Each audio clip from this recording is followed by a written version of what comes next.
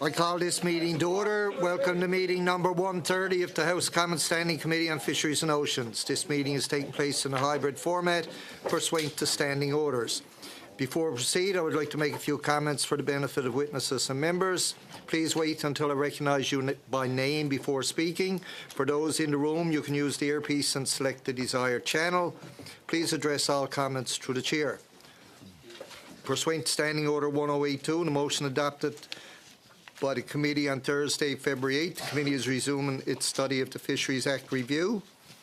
Welcome to the Department of Fisheries and Oceans and Environment and Climate Change for being here today.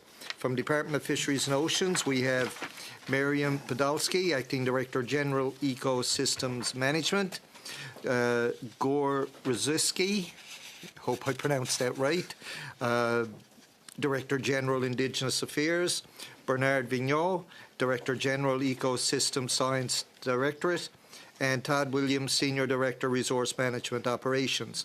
And from Environment and Climate Change, we have Jacinth David, Director General Industrial Sectors and Chemicals Directorate. Thank you for taking the time to be here today. You will have 5 minutes or less for your opening statement. Mr. Williams, you have the floor. Bonjour and good afternoon, Mr. Chair and committee members. My name is Todd Williams, and I am the Senior Director, Resource Management Operations at Fisheries and Oceans Canada. My colleagues and I appreciate the opportunity to appear before this committee on behalf of the Department regarding the study of the 2019 changes to the Fisheries Act. I would like to begin by acknowledging that the land on which I speak is the traditional territory of the Algonquin Anishinaabe. I would also like to acknowledge the diligent work conducted by this committee more than 5 years ago now in reviewing the Act. Your comprehensive report recommendations, coupled with the extensive consultations conducted by the Department with thousands of people across the country, played a pivotal role in informing the creation of Bill C-68 and in the 42nd Parliament. I would like to express my appreciation for your continued dedication to protecting and conserving Canada's fish and fish habitat for future generations. The current examination of the Act will help inform directions on how we can continue to advance efforts to protect and sustain Canada's fisheries, maintain vibrant coastal communities, continue to advance reconciliation, and promote the long-term health of our aquatic ecosystems. I want to highlight some of the key changes that were put in place in 2019. First, we expanded the scope of protection to all fish and fish habitat to make clear that commercial fisheries productivity is inextricably linked to a healthy aquatic ecosystem. Next, we removed the prohibition against serious harm to fish and reintroduced the previous prohibition against the harmful alteration, disruption, and destruction of fish habitat. We also prohibited causing the death of fish by means other than fishing. Les modifications de 2019 ont marqué le... The 2019 amendments initiated early steps to advance reconciliation, including requiring the consideration of indigenous knowledge in fish and fish habitat decision-making and opportunities to explore in the Act how indigenous law may be deemed equivalent to provisions of Fisheries Act regulations. The 2019 amendments also introduced the fish stocks provisions, which established Canada's first legislative requirements to manage major fish stocks at levels necessary to promote sustainability and to develop and implement rebuilding plans if they become depleted. This significantly strengthened our fisheries management framework. We listed the first group of 30 stocks under these provisions and also set out regulatory requirements for rebuilding plans for those stocks among the 30 that required a plan. I am pleased to note that this past spring, 11 rebuilding plans were approved and are now being implemented by the Department. We are pursuing a regulatory process to list more stocks over the long term, including the recent proposal to list another 65 stocks through the publication of the Canada Gazette Part 1 on October 12, 2024.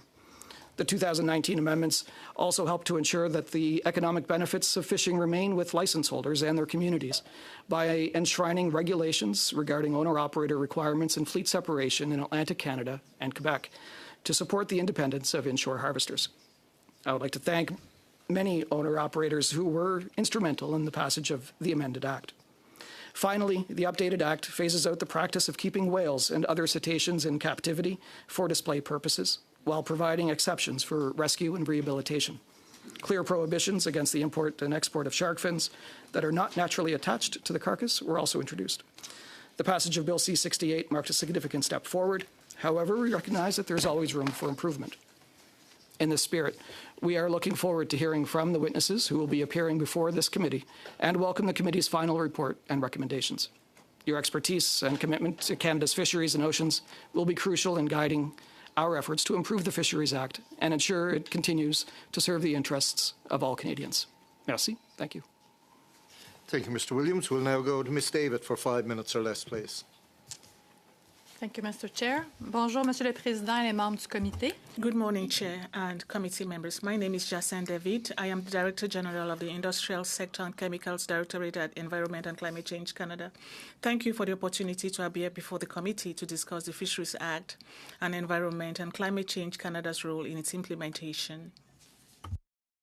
From the traditional territory of the Algonquin and Anishinaabe Nation.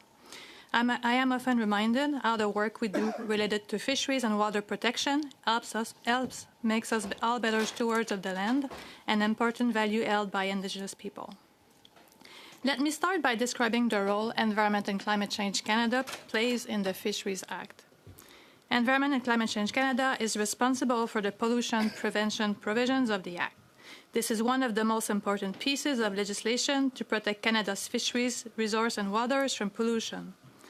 The department leads the administration and enforcement of these provisions, except for their application to aquaculture and the control and eradication of aquatic invasive species and aquatic pests. Those areas fall under the responsibility of Fisheries and Oceans Canada. ECCC administers these provisions in two ways. The first is by administering and enforcing an important prohibition on water pollution. It prohibits the release of substances that are deleterious to fish in water. It is a broad requirement that applies to all Canadian fisheries waters. There are only a limited number of ways to allow for the release of pollution under the Act. This leads to the second way in which the pollution prevention provisions are administered, which is by developing and enforcing regulations that allow the release of deleterious substances to water frequented by fish. Current regulations under the Fisheries Act authorize the release of deleterious substances for industrial or municipal activities under strict conditions. These regulations provide environmental protection while allowing socially or economically important activities to take place. Since regulations authorize the release of pollution, they establish systematic oversight and scrutiny of pollution release to monitor the effluent quality and understand the impact of the authorized release. To date, 7 such regulations have been developed, including regulation for the metal and diamond mining sector, pulp and paper sector, and municipal wastewater. ECCC is responsible for several activities related to the implementation of the prohibition and regulation.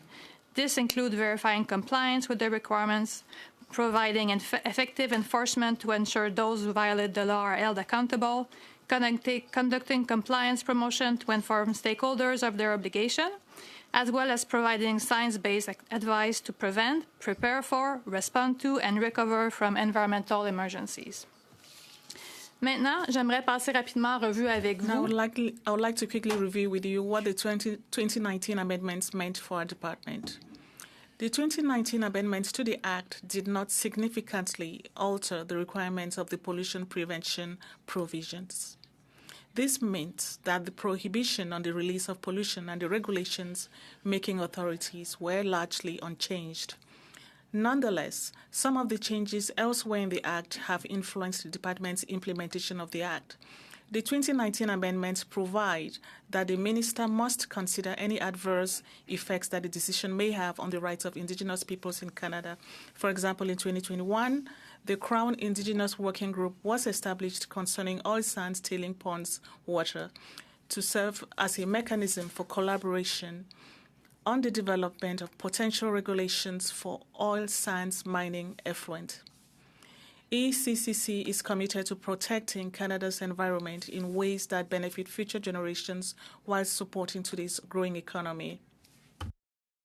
As you undertake this review of the Act, merci beaucoup. Thank you for that. We'll now go to our rounds of questioning. We'll start off with Mr. Arnold for 6 minutes or less, please. Thank you, Mr. Chair, and thank you all for being here today. Your roles here, I guess I'm going to start by asking, you've started speaking about the regulations and that have been developed from the changes. Can you explain a little further how those regulations are rolled out and provided to proponents of projects so that they understand what is expected of them? I'm not sure who would be best to answer that. Sure, thank you. I can answer that question. Since the amendments to the Act that were made in 2019, DFO has rolled out a number of policies, tools, and guidance documents to help explain to proponents and others what the requirements are. So, for example, we developed and published 6 policies and 17 guidance documents for staff and proponents, as well as a number of codes of practice and standards. Thank you for that. We've recently heard from some proponents, hydro proponents and some from the mining sector, that the application process is still so onerous.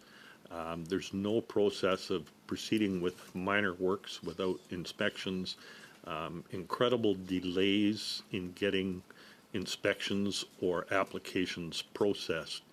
Can you explain why that is and how you're going to change that? Thank you for the question. Mr. Chair, we appreciate hearing the feedback from stakeholders and others, and we are looking forward to receiving any recommendations from the committee about how we can improve our processes. We have been working to streamline our processes and make them more clear and predictable for proponents and others. So as I mentioned, we have developed a lot of guidance documents that hope to make the process more clear. We've also developed a couple of plain language tip sheets, such as a tip sheet related to applying for a Fisheries Act authorization. And we do have service standards that are set out in regulations. So we have been in a 92% compliance rate with our regulated service delivery standard for determining that authorizations are complete within a 60-day time limit. And we are in 100% compliance for processing those applications within the regulated 90-day time limit. But that being said, we recognize there's always room for improvement, and we welcome sort of feedback and hearing recommendations about how we can further improve. Thank you. The feedback we have heard is that the processes are extremely slow, onerous, and holding up significant projects, and even minor projects that really should be approved under minor works. I believe both of you that presented talked about the reconciliation component of the changes to the Fisheries Act. Could you describe if the reconciliation component has been defined, or how has it been communicated to the non-Indigenous harvesters and industry sector out there so that they understand what that section means to them and their work?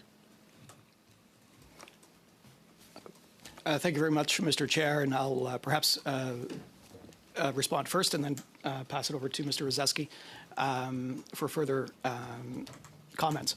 I think with respect to reconciliation and with respect to managing the fisheries and ensuring that we have open communication and transparent communication with all harvesters, with all license holders, I think is critical for the management of the fisheries. We engage all fishers through our advisory committee processes, and we work with groups and First Nations to ensure that we can advance the goals of reconciliation in a meaningful way. And perhaps, Mr. Rzewski, if you wish to add. Thank you for the question. Just to add a little bit of flavor to my colleague's response to your question in terms of, over the last few years, some of the other engagement that's gone on with non-Indigenous industry around advancing rights and reconciliation in the fisheries. I would say that over the last few years, in my experience, the engagement that's taken place at more of a national level, and there's always engagement that goes on at the local and regional level with some of my regional colleagues and local harvester associations and the like. At the national level, we have, over the last few years, undertaken various workshops with the likes of the Canadian Independent Fish Harvesters Federation, less so with an orientation around the specific provisions of the Fisheries Act, and but more generally, the intentions behind rights and reconciliation, and some of the past Supreme Court decisions and other directives that the government has been implementing. So those workshops took place a few years ago, and the discussions at the national as well as the regional levels are continuing on an ongoing basis. But still lacking or not? Thank you, Mr. Arnold. We'll go now to Mr. Cormier for 6 minutes or less, please. Merci, Monsieur le Président. Thank you, Chair. I think that the new measures of the Fisheries Act has been very beneficial for fisheries in the regions. But what about fishers owners? There are people telling us that the new regulations when it comes to owner-operators, that there are still some loopholes and some concerns, and people can still buy permits. I think this is something you've known over the past few years. Fisheries permits, be it for crabs or lobsters in our regions, have increased significantly. The industry is worried that there are still some entities or factories or even individuals who are able to buy permits at low cost, people who don't even reside in the region. You must be aware of the famous file of the person from Prince Edward who bought a permit for lobster harvesting. How do you make sure that these transactions are monitored and respect the law? Because we are still seeing that some of these transactions are illegal. What measures are you taking? Because if I were to walk in the shoes of my 24-year-old person, at 24, I still had to borrow money from my parents to buy cigarettes. How can a 24-year-old harvester was able to purchase a crab permit for $10 million? Do you have laws and regulations that are very strict to make sure that we are able to find out where that money is coming from? That is the primary concern now from stakeholders on the ground, even with the new Fisheries Act that we have. For that question, certainly the provisions within the Fisheries Act strengthened the existing policy which we had with respect to owner-operator.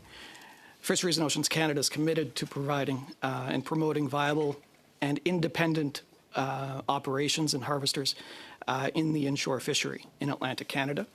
I can tell you that we do have a robust regime in place which does look at the acquisition of licenses and licenses which may be subject to controlling agreements. To be clear, not all agreements for financing are controlling agreements, only ones in which the benefit is transferred. Mm-hmm. So on that, so just want to make sure, let's say I want to buy a crab license. It's $15 million. I'm going to DFO. I say, look, I want to buy this crab license. It's $15 million. do you look at my bank account at all? Do you look at, all those things? Like what do you look at? This is what I want to know. What do you look at, like, before I can actually have my name on the permit? Because it seemed a little bit odd sometimes that some of those, a person can buy a crab license for that much money, and, with high prices. So what are you looking at in terms of like investigation, if I can say? Thank you very much for the supplementary question. I think with respect to this type of investigation, there are a number of tools which we have. Certainly if we are made aware or if something does look oddly suspicious, we can, in fact, and we have requested further information from those harvesters, which can be that type of paperwork, which would look at whether or not this was a controlling agreement. Since these provisions have been put in place and the regulations have been adopted, there have been 3,600 questionnaires completed in which we've looked at for these license holders. Of those, which we would classify as administrative reviews, from that, an additional 220 approximately were requested for additional information,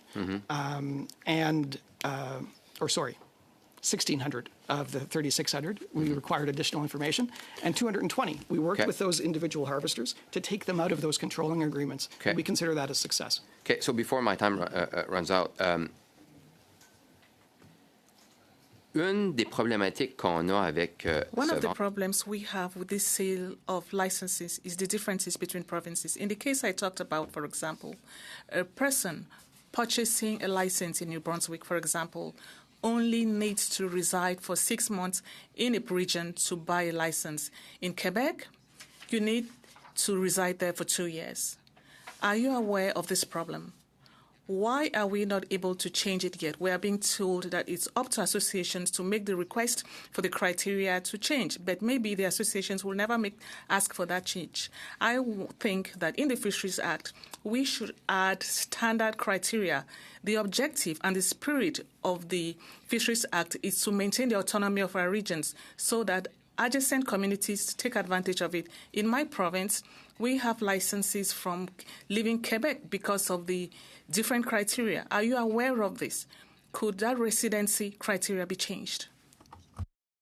Answer, yes, in please. writing, it would be good because the time has expired for Mr. Cormier. We'll now go to Madame Debienne for 6 minutes or less, please.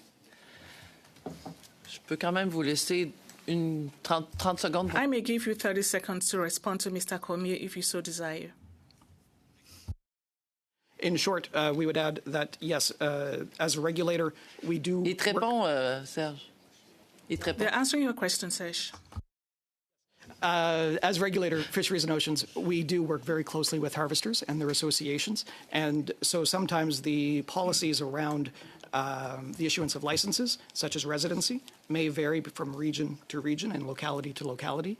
And certainly if it's a recommendation of the committee, we would take that under consideration very seriously. Thank you. Merci. Je vais rester avec vous, monsieur. Thank you. I'll stick with you, Mr. Williams. We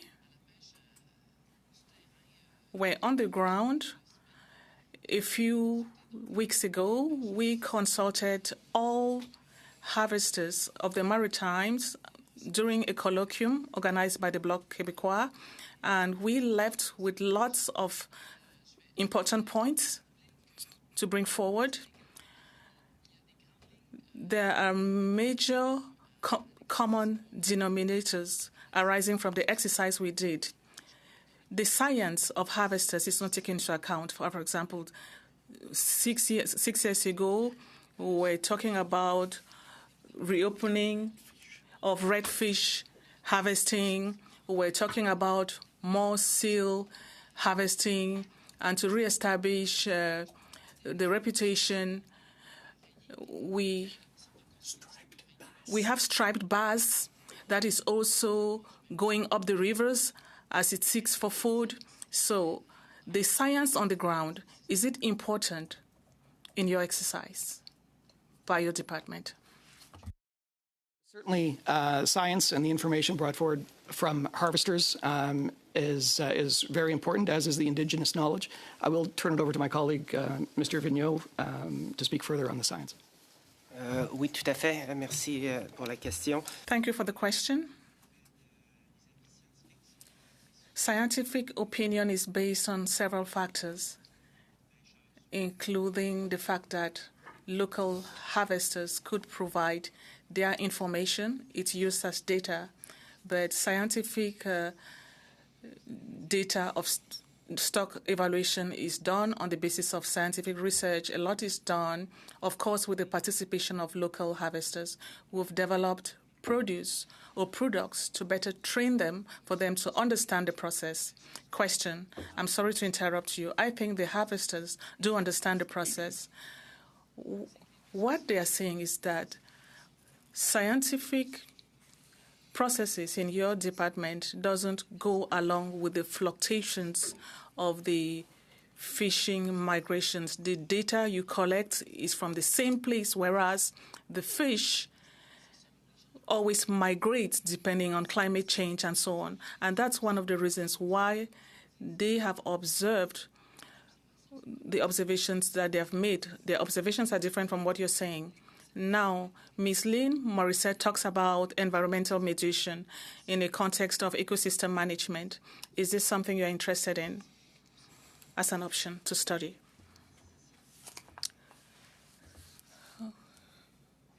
Your observation about fish migration is correct.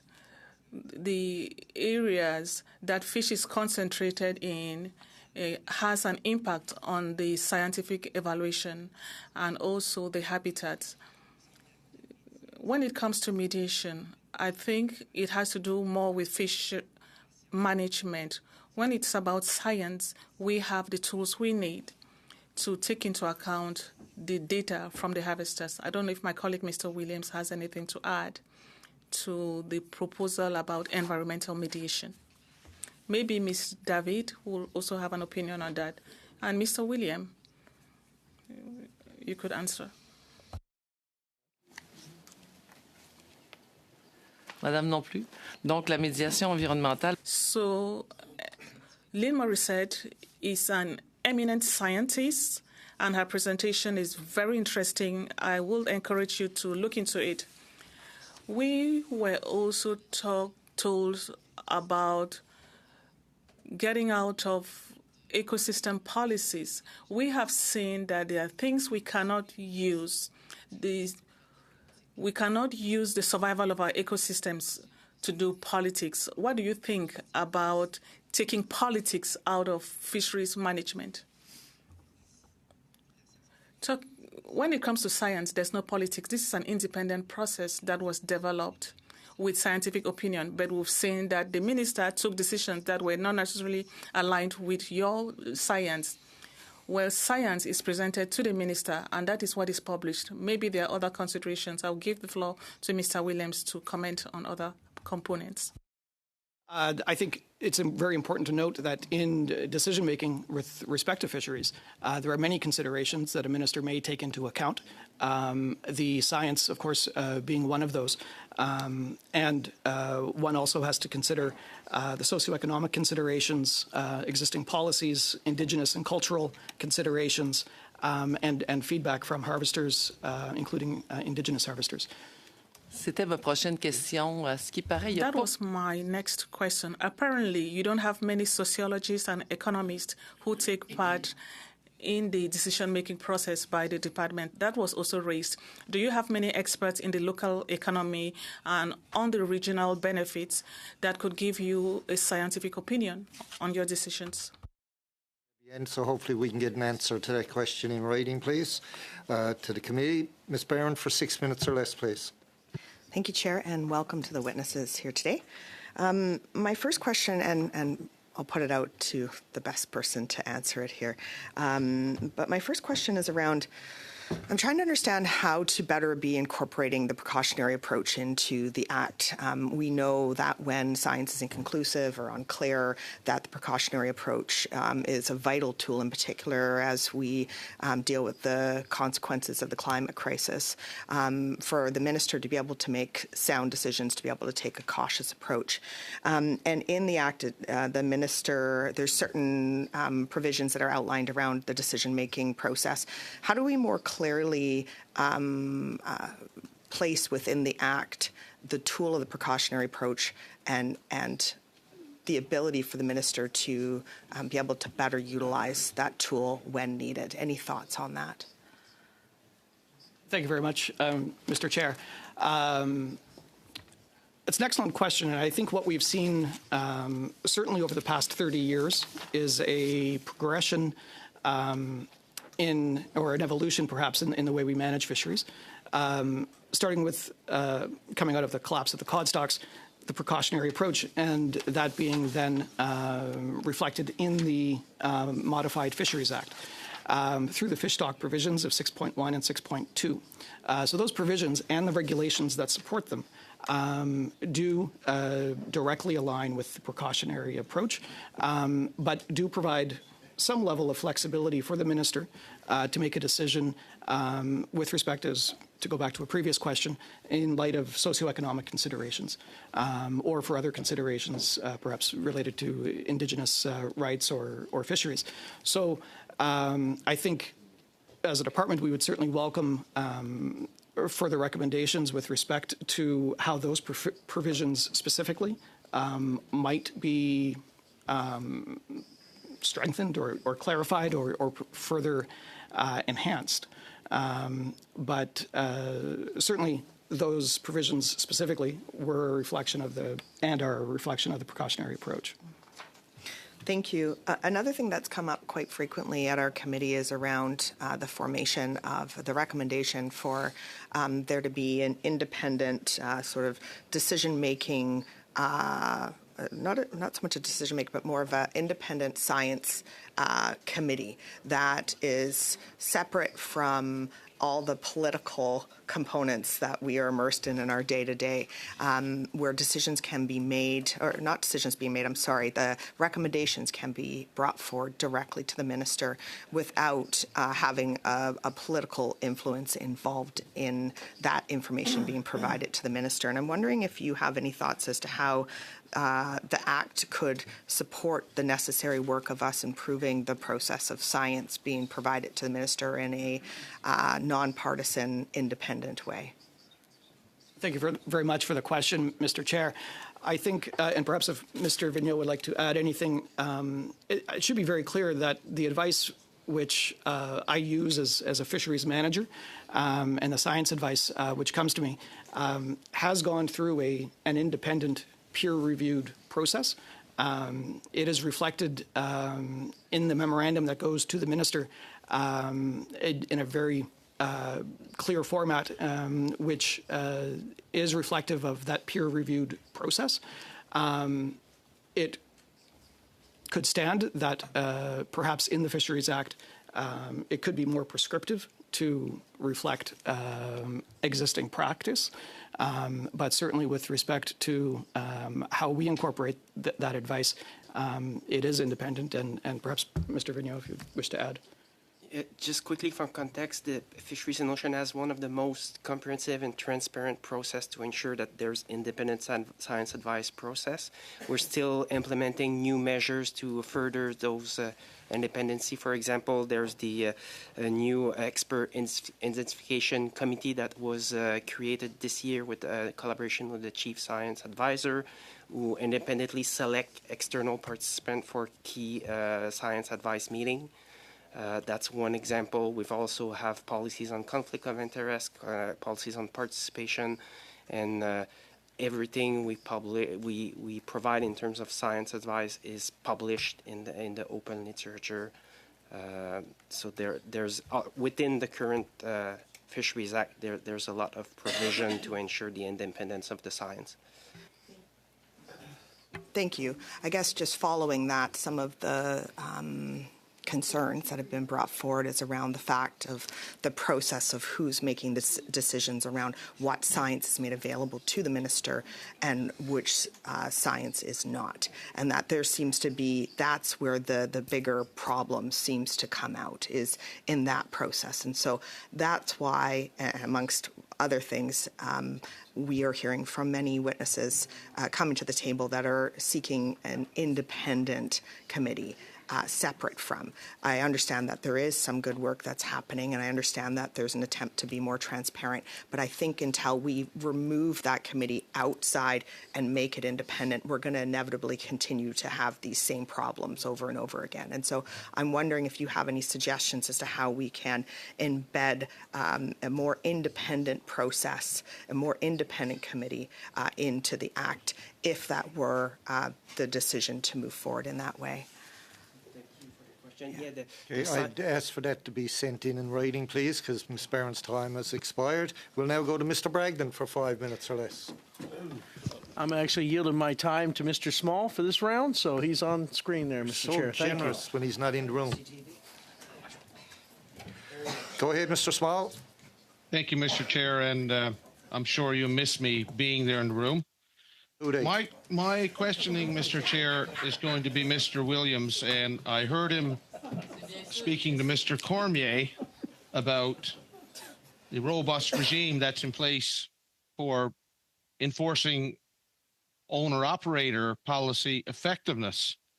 Given that there hasn't been one charge laid since this new Fisheries Act came into effect, can he explain to the committee how effective that is when we haven't had any enforcement under the Act of that policy? Thank you very much, Mr. Chair. I think we should look at the measurement of success and with this, and it's very important with from our departmental perspective that we have had 3,600 administrative reviews.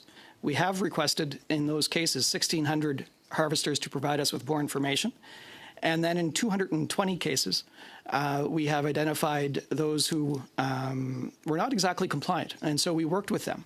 And under the regulations, 19.3 of the regulations, they do have 12 months to become compliant. And that's our goal, is not to take harvesters necessarily out of their livelihoods, but rather to ensure that they're compliant with that measure in the Fisheries Act. Thank you. Thank you. So if police officers hauled over 1,600 people who were thought to be an infraction on the highway and no one got a fine, how would you explain the effectiveness of the police officers on the highway? Thank you very much, Mr. Chair. As unfortunately not a police officer, I wouldn't want to speculate on that case. I think in cases of where safety is a concern, they might have different priorities. I think in this particular case, the department is working within the legislative and regulatory framework, which has been provided to us by Parliament. So I have a constituent that I'm sure you're familiar with, and as far as I know, it's went as high as the minister's level, where there's clear evidence that the owner-operator policy has been breached. Are you familiar with a fisherman by the name of Jimmy Foss? I won't speak to individual harvesters or cases that might be before the department for consideration. Well, it was before the department for consideration, along with two others this summer. And in fact, Mr. Foss's license was basically taken away, and it was while it was under review and while the quota was supposed to have been frozen, it was just taken away, and the gentleman was basically forced into bankruptcy. Is it possible that DFO is breaking its own laws? It doesn't appear to me that your owner-operator policy is very effective at all. Go ahead. Thank you very much, Mr. Chair.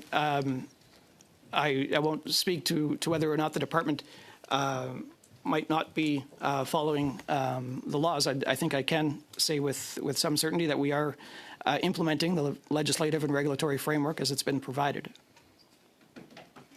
So if a bank becomes in control of a license that was formerly in the hands of owner-operator because of a judgment made inside your department,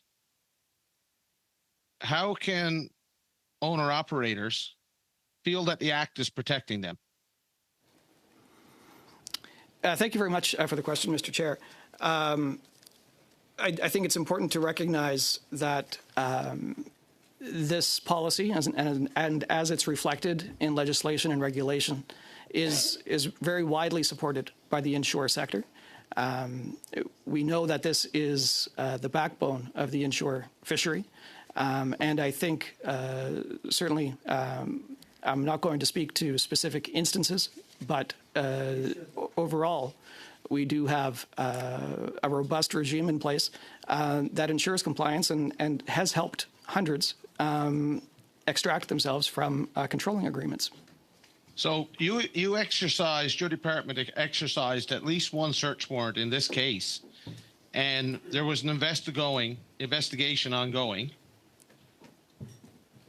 Is it not true that a quota is supposed to be frozen instead of being released while there's an investigation ongoing, as critical as this one? Thank you, Mr. Small. Your time has gone over, and the department, if they have an answer to that, they can send it in writing. We'll now go to Mr. Morrissey for 5 minutes or less, please. Thank you, Chair. My question is going to go to the ability of the department to control illegal and undocumented fishing. So it goes to the section of the powers of the fishery officer. Could you explain or outline to the committee, do you see inadequacies in this section of the bill that could assist the department in getting a better handle on this? Thank you very much for the question, Mr. Chair. Indeed, there are provisions within the Act supported through regulation related to the enforcement and to ensure harvesting is compliant with the laws. With respect to specific aspects which could be enforced, I'm probably not best placed to speak to That's fine. that matter today. Then why, could you explain to the committee then why this practice is growing in the multiple of species, unreported, undocumented, transition with cash? Your department, I'll be candid, does not appear to have control of this. So what is missing in the bill and the regulations that the bill allows you to put in place? Thank you very much, Mr. Chair. So you raise an important aspect with respect of unreported sales, often using cash. I mean, we're seeing various newscasts, credible reports of it, and it's growing. From my information on the ground, it's growing. It's growing dramatically. It's one of the biggest threats to the fishery on the East Coast, and I'll just reference the East Coast. So I think perhaps 2 points. We do have a lot of tools in place right now with respect to our enforcement officers, both on the ground, but also with respect to looking at those sales. It's a lot of accounting and working with our provincial and counterparts. I do not want you to divulge any from investigative, but your tools are either not adequate or they're not working because, again, it is a practice that is growing. Thank you very much, Mr. Chair. I do understand the question. Well, I would expect you to. Yeah. Yes. But I'm not sure if I'm best placed to articulate what specific or even general aspects of the Act. No, but you're here, Mr. Chair, all due respect, you're here appearing before this committee as a senior person within the department. We're reviewing the Act. And my question is genuine because I'm really concerned about this aspect undermining what has been a very lucrative industry to East Coast small rural communities. And it is growing. Now we're reviewing the Act, which the regulations flow from the Act. I understand that. And I'm asking you, what is missing? What is missing?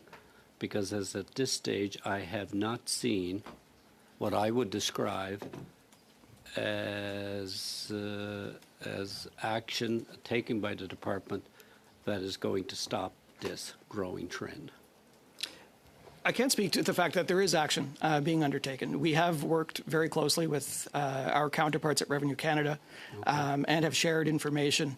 And if we are to expand on that, that could be one area, and I'm not sure if it's necessarily reflected in the Act or supporting regulation, or if it's just the broader issue of capacity between the two departments working together and the provinces to identify. Well, and Mr. Chair, through you, and reading the Act, it's mostly related to protection personnel on the water, in the boat. It's heavy there. We do know that a lot of this occurs because of a lack of enforcement at the processing on the dock, the buying, which controls by the provinces. Could you expand on, obviously there has to be a better way of providing that protection or deterrent between both jurisdictions of government? Yeah, thank you very much for the question, Mr. Chair. And I think this perhaps comes down to a question of whether the legislation is the appropriate tool to deliver that solution. And are there other solutions available through a memorandum of understanding, for example, between the Department or the Government of Canada and the provincial governments implicated? Okay. So I think that's fair. My final question. Okay, thank you, Mr. Morrissey. You're going a little bit over. Oh, it was 5. Sorry. Okay. We'll now go to Madame Debienne for 2.5 minutes or less, please. Merci, Monsieur le Président. Je vais essayer Thank you, d'être. Chair. I'll try to be brief, but it's difficult because this topic is very broad. We see shrimp harvesters in Quebec and all these harvesters who have warned the department of some problems. And today they are paying the price because the department failed to listen to them. David Akdi, who was Deputy Minister of Fisheries in Newfoundland and Labrador, has told us that we must review stewardship in fisheries and avoid using licenses, legislation, and quotas to bring in offshore fishing because they are the most polluting. How could this be different? How come other measures taken elsewhere, like in Norway and so on, that have been more successful? We have been told that things are getting better, but how can we improve our situation to have performances that are similar to what we see in Norway and Finland? Certainly fisheries management and the fisheries sector, it is complex. There are a number of actors with respect to the management and the processing and then sailing, or the selling, including export of that product. It does require, I think, all of those departments and provincial governments and harvester associations to work together in that regard. How that it can be reflected in the Act is a very good question. Certainly, from a fisheries mandate perspective, Est-ce que la notion de transparence... The notion of transparency, is this important in your opinion? Is this something that we could include in the Act, transparency? Perhaps I'll speak of personal experience. In chairing meetings with harvesters, they often ask, how will our advice be transmitted to the minister? And I explain to them, and then they ask, can I see that information or can I see that advice? And it's no, it is protected under the Access to Information Act. Advice to the minister is protected. And so I think your question of transparency is a good one, and that has impacts in other areas and in our relationship, I think, with harvesters. But there are ways to be more transparent and communicating why we make decisions and how we make decisions, having our science independent and transparent as well are key aspects of that. Thank you, Mme. Debienne. We'll now go to Ms. Barron for 2.5 minutes or less, please. Thank you, Chair. Just following my question, and perhaps it's best for Mr. Williams or Mr. Vigneault to answer, but I was talking about the importance of science remaining independent. And a couple of examples that I wanted to provide quickly. We know recently the Public Sector Integrity Commissioner launched an investigation into whether senior DFO officials were muzzling scientists regarding, that was the words that were used quite often at that time, regarding the research into the threats posed by open net pen salmon farms in BC waters. We know Dr. Christy Miller-Saunders as well, that her work and the work of others was suppressed for 10 years. And so my question is, with these just two examples that are handy in front of me right now, do you agree that there is a problem and that science needs to be independent from political influence? Thank you, Mr. Chair, for the question. I cannot speak to those two specific examples because they're outside of my areas of responsibility, but generally speaking, to your earlier point of the need to get broader science for the decision meeting, that's exactly what we're undertaking with broadening to the full extent possible the participation of experts to the committee. And it's very important for the minister to get not just one expert or one journal article, but to have a consensus-based science. So it needs the participation of several school of thoughts and so on.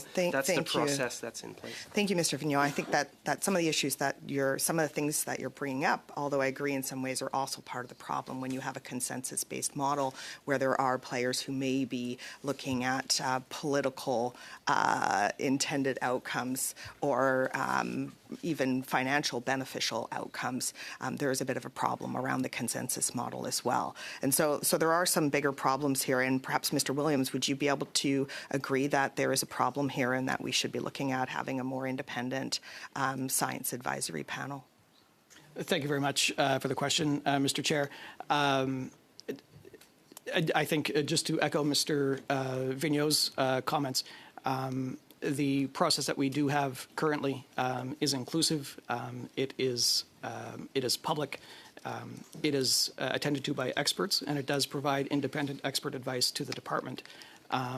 Whether or not there could be changes to that model, I think would be for discussion. But again, we're incorporating that information and that science, which we deem as independent and peer reviewed, as we do.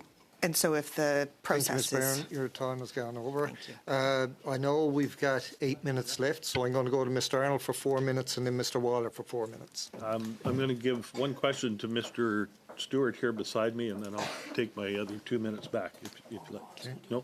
Okay. He says no. So, thank you. Mr. Small would like just one question, but I do need my 2 minutes at the end. So go ahead, Mr. Small. Thank you, Mr. Arnold, and thank you, Mr. Chair. To Mr. Vigneault, the European Union has a very strong anti-dumping policy. In Canada, as you're no doubt aware, or you should be suspicious of, when fish harvesters go over their quota a little bit, they're basically being forced to discard that catch. And it's probably not even being recorded in logbooks in fear of being charged. And they're being charged for minuscule amounts of quota overrun. Why is that not addressed in the Fisheries Act? You don't know how much discarding is happening because of this. You know the charges that have been laid, but fishermen can't even share the extra catch they have with someone else who has a legitimate quota. They can't bring it in and even donate it to a food bank or have it simply taken off their next year's quota. Why do we have this policy that's failing fisheries management and harvesters? So thank you, Mr. Chair, for the question. Like from a science perspective, we have several tools in place so that we can account for those discarded fish, including at-sea monitoring, the logbook, as you mentioned, but also some of our models allowed to account for that. And obviously, from a science perspective, like discarding useful fish but there's other consideration, primarily from an enforcement perspective. So if you may, I'll pass to Mr. William. Thank you very much, Mr. Chair. Indeed, there are enforcement issues with respect to that. In some cases, we would consider flexibilities. If a harvest, for example, if a harvester does not use their entire quota in a season, they can carry forward some of that in future. So that we do provide flexibilities as much as possible, or transferable quota. But why not forgive them for quota overruns and take it from next year? I'll turn over to Mr. Arnold, and I'll take the rest in writing from you. Thank you, Mr. Williams. Okay. Thank you, Mr. Small. Mr. Chair, I want to thank the witnesses for being here today, but as you and other members of the committee might recall, especially those that were here in 2016, the committee studied changes to the Fisheries Act, and during that study, the committee received testimony from the Minister of Fisheries, the Parliamentary Secretary, the Deputy Minister, the Associate Deputy Minister, and the Senior Assistant Deputy Minister. The committee's work benefited from those appearances, and I believe we must hear from the Minister and senior officials in this study of the Fisheries Act. We heard today how Mr. Morrissey presented questions that weren't able to be answered by the individuals here. No issue with that. I understand you have a certain level. So as such, I move the following motion: that the committee plan an additional 2-hour meeting for the current review of the Fisheries Act and invite the following to appear for 2 hours: the Minister of Fisheries and Oceans and Canadian Coast Guard, Deputy Minister Annette Gibbons, Assistant Deputy Minister Adam Burns, and the Director General of Conservation and Protection Branch. And I don't have a name for that position because it's not filled right now, apparently. So I move that motion. All right, have we got that in both official languages? Yeah. Okay. Yep. Can we get that in writing? Yeah, that's coming. It's been sent. It's been sent to everyone now.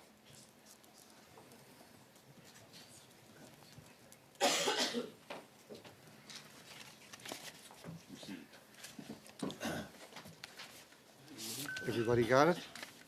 Mr. Chair, can we just quickly take a few moments for us to take a look at it as a team? Yep, okay. We'll suspend for a moment while they do their little get-together to talk about the motion.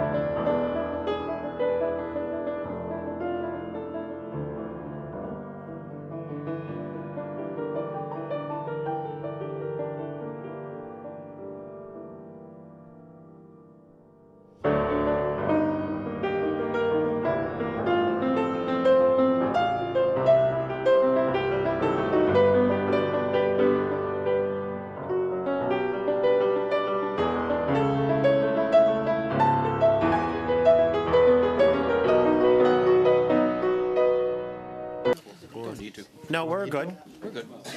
Unless you want to. Yes, Ms. Barron. I just wanted to, so first of all, I support the motion. I just wanted to add an amendment to the motion. The amendment is just that the study is not completed until these following witnesses appear. Okay. All right, is it unanimous? Yep. We're good. Okay, good to go. That, what?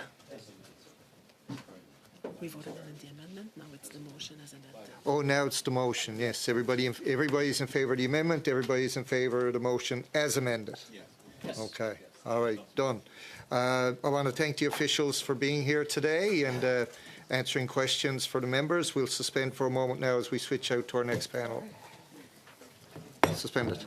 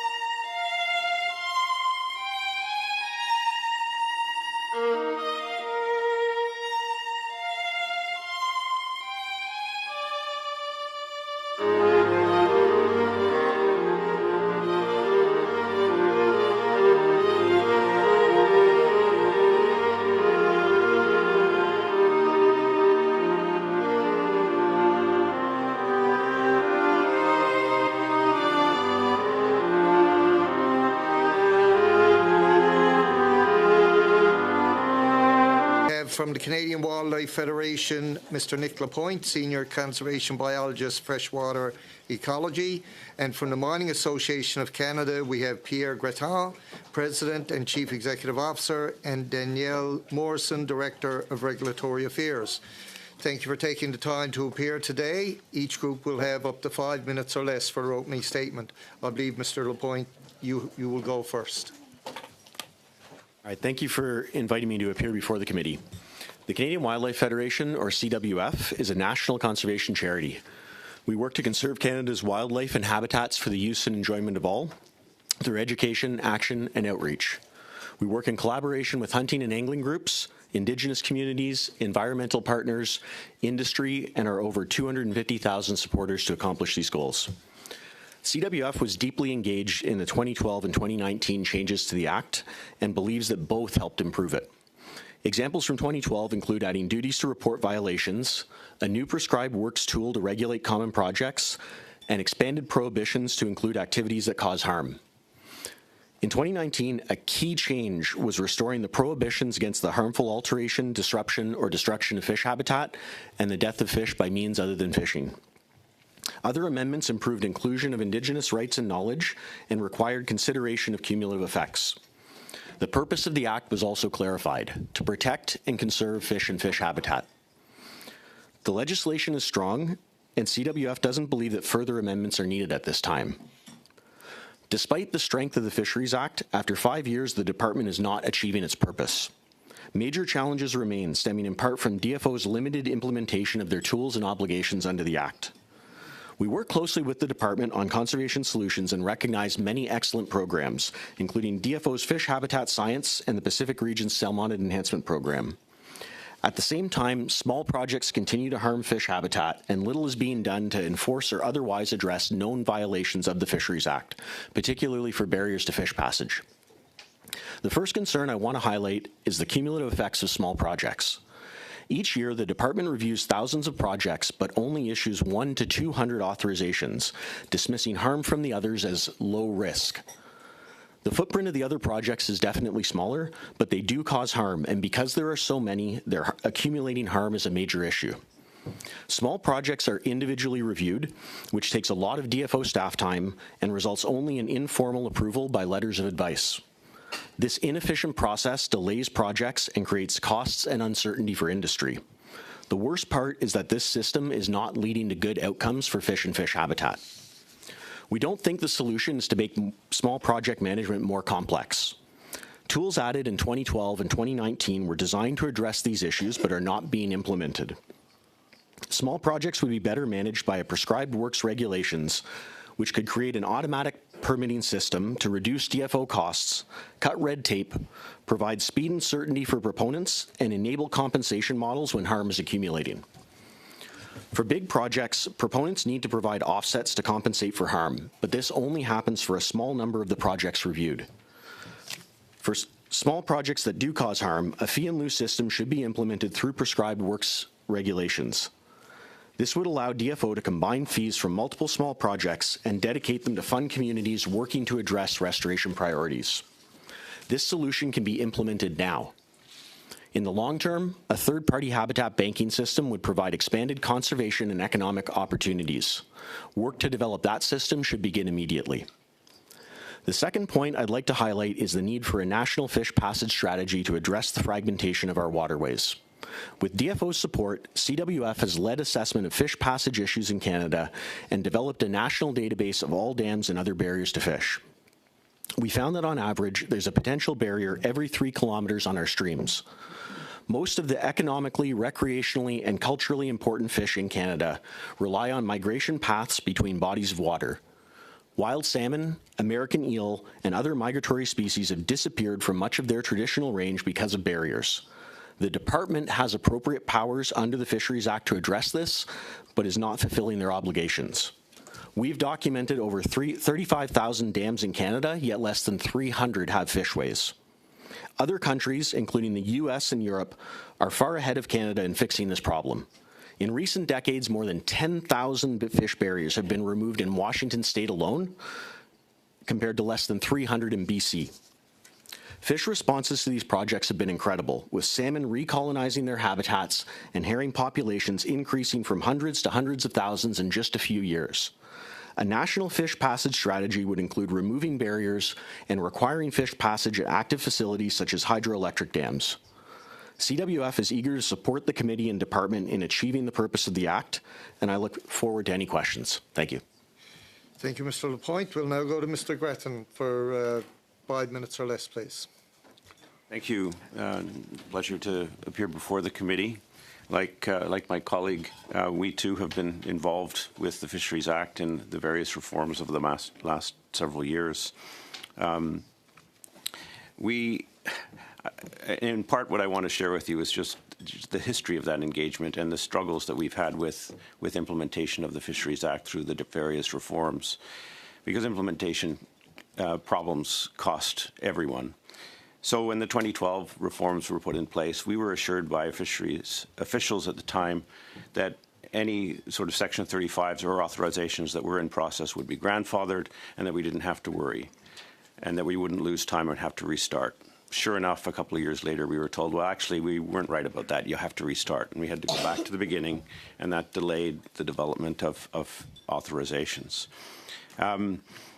And the process of getting officials familiarized with the new legislation in 2012 took a while. But I will say that after a few years, it actually started to work pretty well. And while there was this perception that the protection of fish under that regime was weakened because of the inclusion of commercial, recreational, and Aboriginal fisheries. Aboriginals, at least where we work, is pretty well a catch-all, and so none of the protections for water bodies containing fish wherever we operate were in any way, any of the protections for that were in any way weakened. What we did find is that the department eventually figured out how to implement the new act and did so pretty effectively. And for a few years, we found that we had a pretty efficient regime, which is why we actually did not support the reversal to what was essentially the pre-2012 regime when the government came forward with Bill C-68. We accepted it. It was obvious it was going to happen, but we cautioned very strongly that they prepare for implementation. And we also emphasized that the act should not be brought into force until they actually had the compliance tools developed and put in place. That, unfortunately, that advice, unfortunately, was not heeded. And we are now 5 years later, and we are still waiting for those tools to be put in place. Why is this a problem? Because project reviews and authorizations are time-consuming for proponents and for the department. Without a core set of compliance tools in place, DFO will be caught in a vicious spiral of not having enough capacity to respond to project-specific reviews, the larger projects, thus not being able to spare resources to put the tools in place. Demand will exceed the department's already increased resources. The result will be growing complaints and delays and overwhelmed officials struggling to deal with too many applications at one time. It's in the best interest of fish habitat, and Canada's economy to adequately prepare for coming into force, which they did not. So this came into being.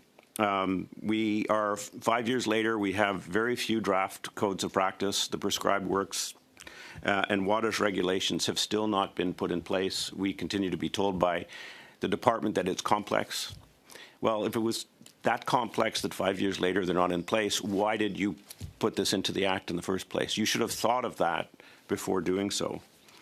So things like culvert replacements, beaver dam removal, installation of low-span bridges, we've started to see some codes of practice put in place, but we're still lacking an awful lot, which frankly, it's frustrating for proponents, but it's not good for fish either. If it takes months to get an approval to replace a culvert, that's months that fish may not have access to spawning grounds. That harms fish habitat, that harms fish productivity. So nothing benefits from this. So as we look at your review, we caution again, the focus really has to be on good implementation. The department has to start doing its job and doing it effectively. They need to accelerate the development of compliance tools and codes of practice, develop a plan with timelines to implement the prescribed works and waters regulations, increase coordination with provincial and territorial governments and federal departments. The transport and navigation provisions and Fisheries Act provisions can intersect and sometimes contradict. They need to be talking to one another. And probably most important, and maybe the hardest thing to do, is drive culture change that reflects the urgent action required to accelerate clean growth. Other departments, like the Transport Canada has done a good job since C-68, putting in place the measures that affected them. DFO is not, but it can be done, and we have found that Transport Canada has that culture of we got to get this done. We can't be a barrier to responsible growth. DFO has to change its approach because fish and the economy depend on it. Thank you very much. Thank you. We'll now go to rounds of questioning. Mr. Arnold, for 6 minutes or less, please. Thank you, Mr. Chair, and thank you, all of you, for being here today. Mr. Lapointe, you talked about cumulative effects and the impacts that way. Could you elaborate a little bit further where you see those impacts? Absolutely. I think there's a challenge because the department so far has seemed to interpret that addition of cumulative effects in the Act to the consideration of the broader effects on the landscape when they issue an authorization. The part that we're concerned about is the accumulating effects of all of the projects that the department allows to happen with small footprints, that they don't use the authorization process, and they work to minimize that harm, but it happens regardless, and they're not considering or managing or addressing that accumulation of harm. That's what we're concerned about.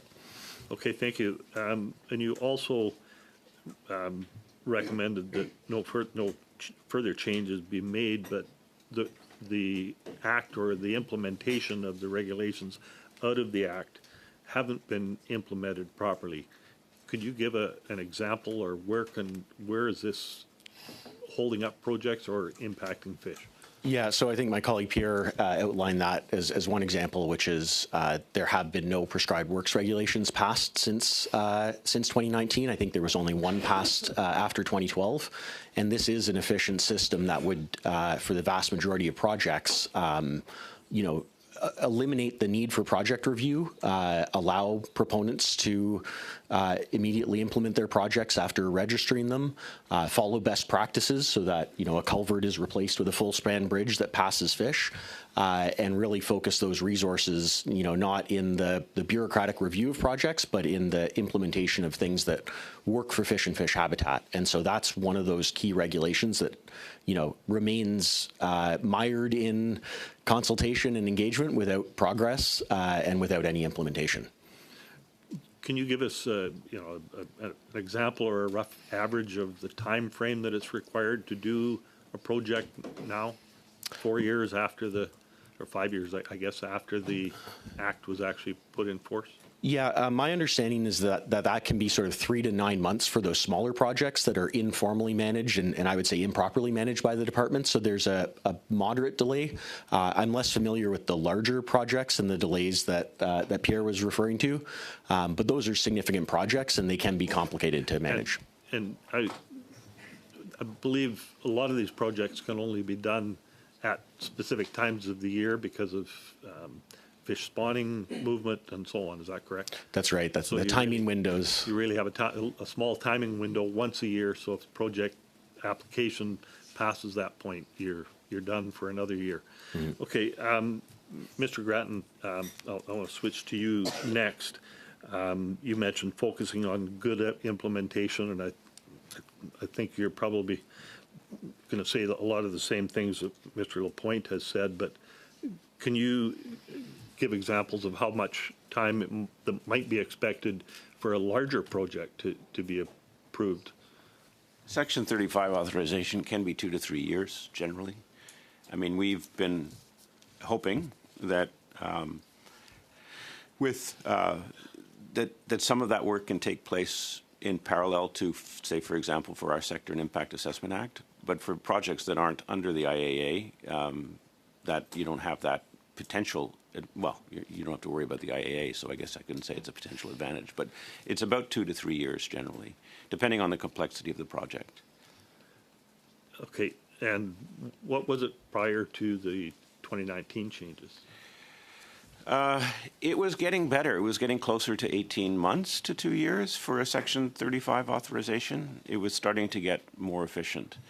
I mean, you have to keep in mind what's happening is resources and expertise is being drawn away from these major projects to routine authorizations like culvert replacements and so on.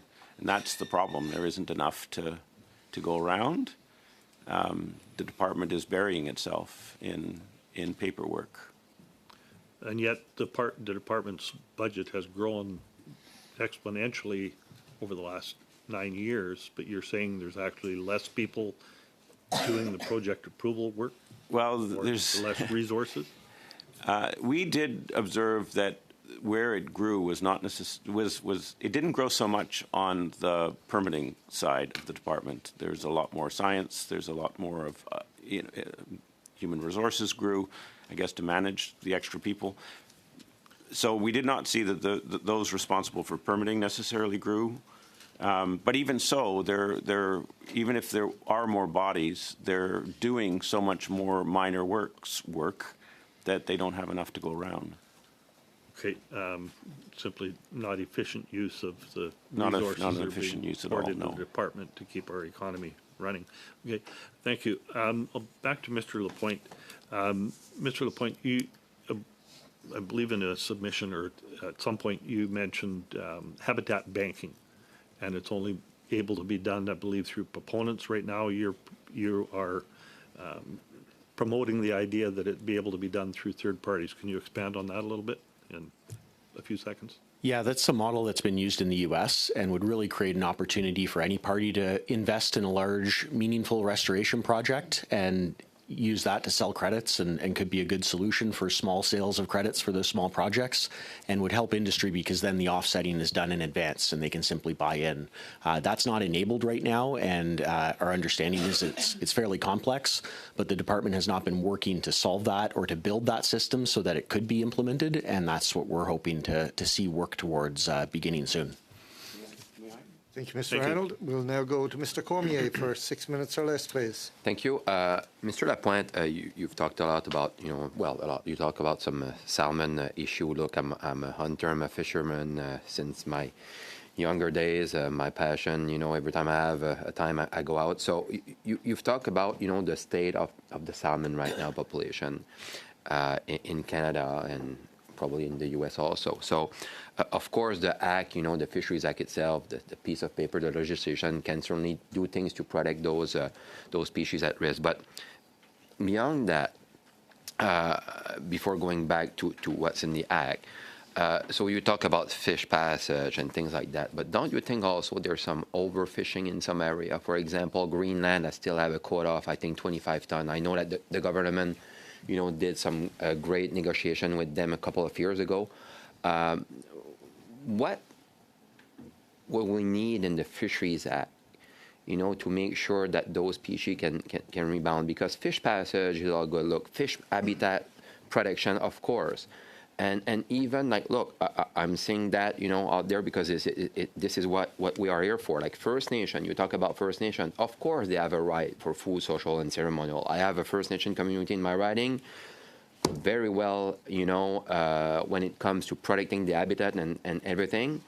But when the state of a population like salmon is in danger, do you think also that, First Nation, for example, should be able to still fish under the food, social, and ceremonial, or should be the resources that should, be the number one priority? And to go back to my other question, can we do something else? Can we put something into the Act that will satisfy a group like you, making sure that salmon, but other, species at risk and other species can rebound from what we're seeing right now?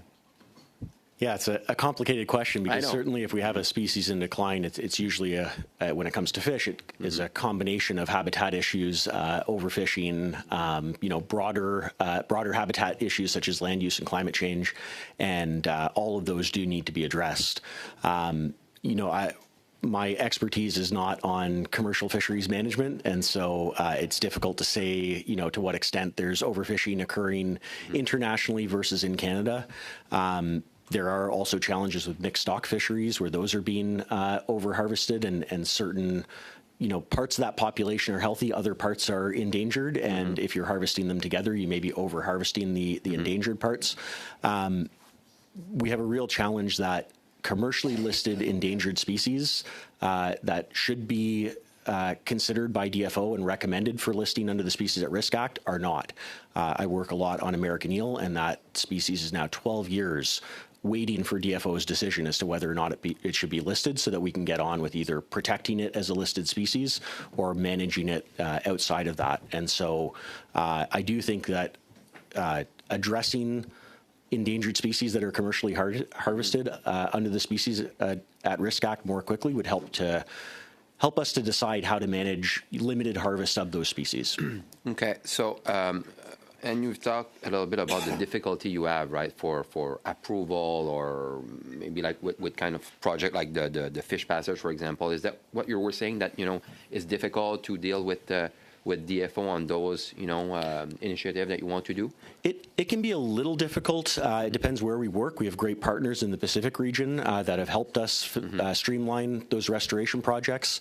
A prescribed work for restoration projects would help streamline that as well. But my bigger concern is the smaller projects that aren't restoration projects that are causing harm, that those are being managed in a way that's not good for fish habitat and not good for industry either. It's sort of a lose-lose approach. Okay.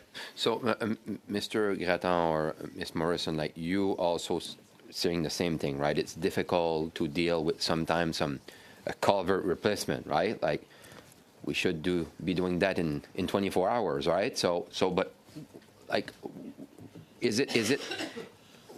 what is it that's making this so difficult? Is it the delay of everything, waiting for approbation? Like, what did you encounter? Like when it was dealing with, was it dealing with official more? Was it dealing with, like some other agency? Like, what is the biggest issue that you have when it comes to dealing with some of those small things that you were telling us about? I don't know how to. It's hard to know what goes on inside the department, but it's almost like what we went through with the passport a few years ago. You send in your application and then you wait. And how long? It could be 3 months. It could be 9 months. You could miss a season. And it depends on the region. As we know, DFO has different regions, and different regions have different pressures. And so there can be delays in some regions that are greater than others. But that's the problem. It goes into a bit of a black box, and you can keep following up, but you're in a queue, and when you think of culvert replacements or beaver dam removal or some of the more elementary activities on the land base, there's lots of them. So it's the pure volume, and you're just one on a list of items that's waiting to be attended to. Is there something that maybe we can do like as a template for a group like you, that this is what you need to do if you want to replace a culvert, for example, blah, blah, blah, and then, maybe there's an investigation or someone that can go and see what happened, and if you did it wrong, you're fine at a high level of, That's exactly what the Act is supposed to be doing. Yeah. It's just it hasn't been done. Yeah. That's the problem. Okay. And if I could just also piggyback on what Nick said as well, on habitat banking and third parties, we'd really like that power extended to Indigenous groups. They could be as our partners on the land base, they could be the proponent. We may be the project proponent, but they could be the one that leads the habitat banking initiative. And that would be a potential amendment to the Act as well that might also accelerate these types of activities. So to build on what Nick was saying. Thank you, Mr. Cormier. We'll now go to Madame Debienne for 6 minutes or less, please. Merci, Monsieur le Président. Merci à nos témoins. Thank you, Chair. Thank you, witnesses, for being here. Your presence is always appreciated. I'm always losing my earpiece. I don't know why.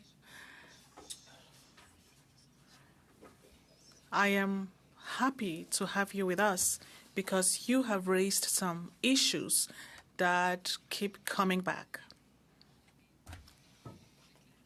In order to clarify and help us in our study on fisheries, you said that we need to focus on the legislation on the Species at Risk Act. Lynn Morissette, an eminent scientist that you probably know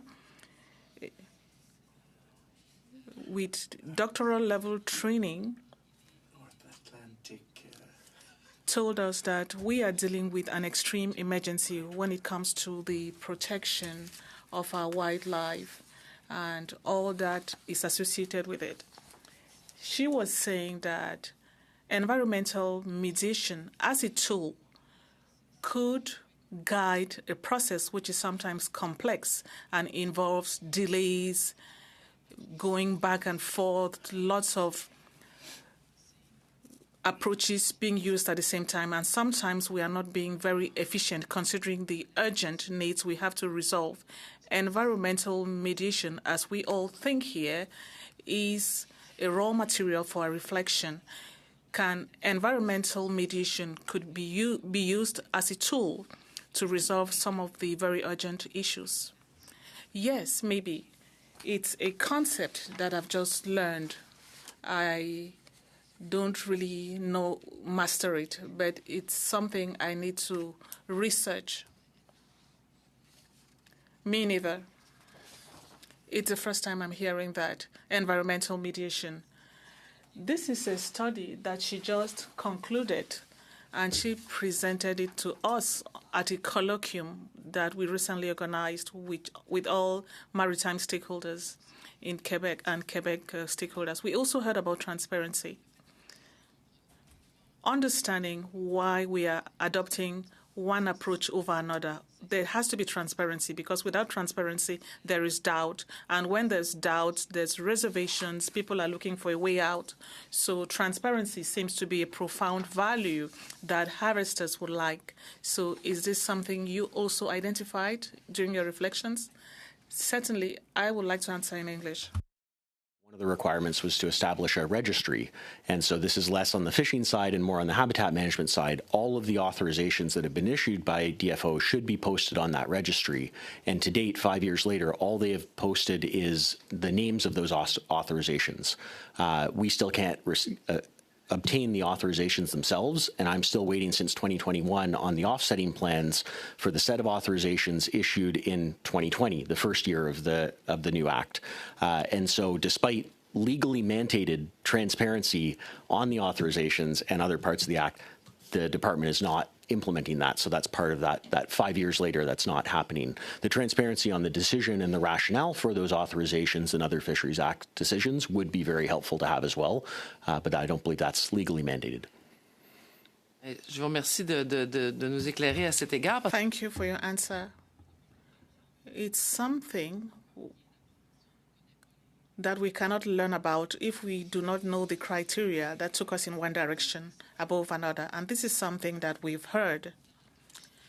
Now, talking about transparency, Lynn Morissette said that it was probably environmental mediation that was open, and everybody agreed upon that. Now, taking politics out of some important policies or management policies, avoiding pleasing people or displeasing others. Could this be a solution, taking politics outside resource management? I'm talking about basic politics. Authorizations can take a long time as if there's not a lot of alignment between, say, industry, the department, and affected Indigenous communities. And so if that work was done in collaboration in advance of applying for an authorization, that would likely help to streamline the authorization process. But I think there's a question about how much DFO would accept alternate negotiated solutions between industry and affected Indigenous groups that don't quite follow the Act but lead to good environmental and social and economic outcomes. And I don't think we're anywhere close to out-of-the-box sort of alternative thinking like that. See? Thank you. Ms. Barron for 6 minutes or less, please. Thank you, Chair. First question, just to clarify, through Canadian Wildlife Federation, can you clarify your preferred pronunciation of your last name, please? Sure, Lapointe is fine. Lapointe, okay, so I'm not butchering it the entire time I'm asking you questions. Thank you. Quebec. Lapointe, okay. And welcome to our other witnesses as well. Graton aussi, je pense. My first question, Mr. Lapointe, I'm happy that you're bringing up the recommendation of a national fish passage strategy. And some of the stats that you provided to us are very alarming to know that there's 10,000 fish barriers in Washington that were removed, whereas only 300 in British Columbia. And this brings up something to me that comes up over and over again in our work around the fact that our waterways are interconnected, and yet these same waterways are, the responsibility associated with them are siloed. Can you speak a little bit more about this national strategy and how important it is that we have not just federal leadership, but we have the province on board, municipalities, we have organizations, we have industry, First Nations, that we have everybody at the table in developing a sound strategy for us to move forward with? Yeah, well, we absolutely need those other jurisdictions because they're either groups that benefit from the fisheries and would benefit from the restoration of fish passage, or they're the groups that own those structures. So these aren't just major dams, they're often municipal dams, municipal crossings, culverts that block fish passage.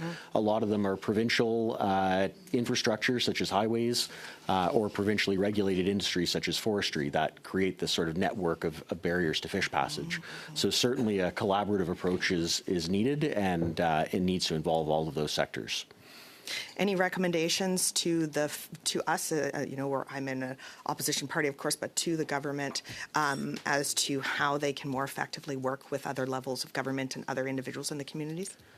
Yeah, I think there's just sort of a lack of strategic engagement, again, going to this project by project review as opposed to officials or managers at DFO sitting down with the provinces and saying, okay, what is the future direction for the road network, and how do we manage that in a way that is cost effective, improves and protects our industry from washouts. Undersized crossings tend to wash out and be a hazard to human health and economy.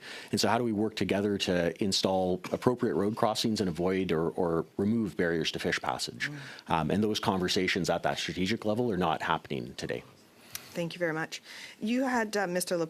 Lapointe had also mentioned compensation models when harms occur. Can you tell us a little bit more about your thoughts on that? Yeah, there's certainly concern about such models in the environmental community, worries about pay to slay, and they may not be appropriate in situations where, the amount of habitat being destroyed is large and can be restored or replaced in a sort of equivalent or improved way.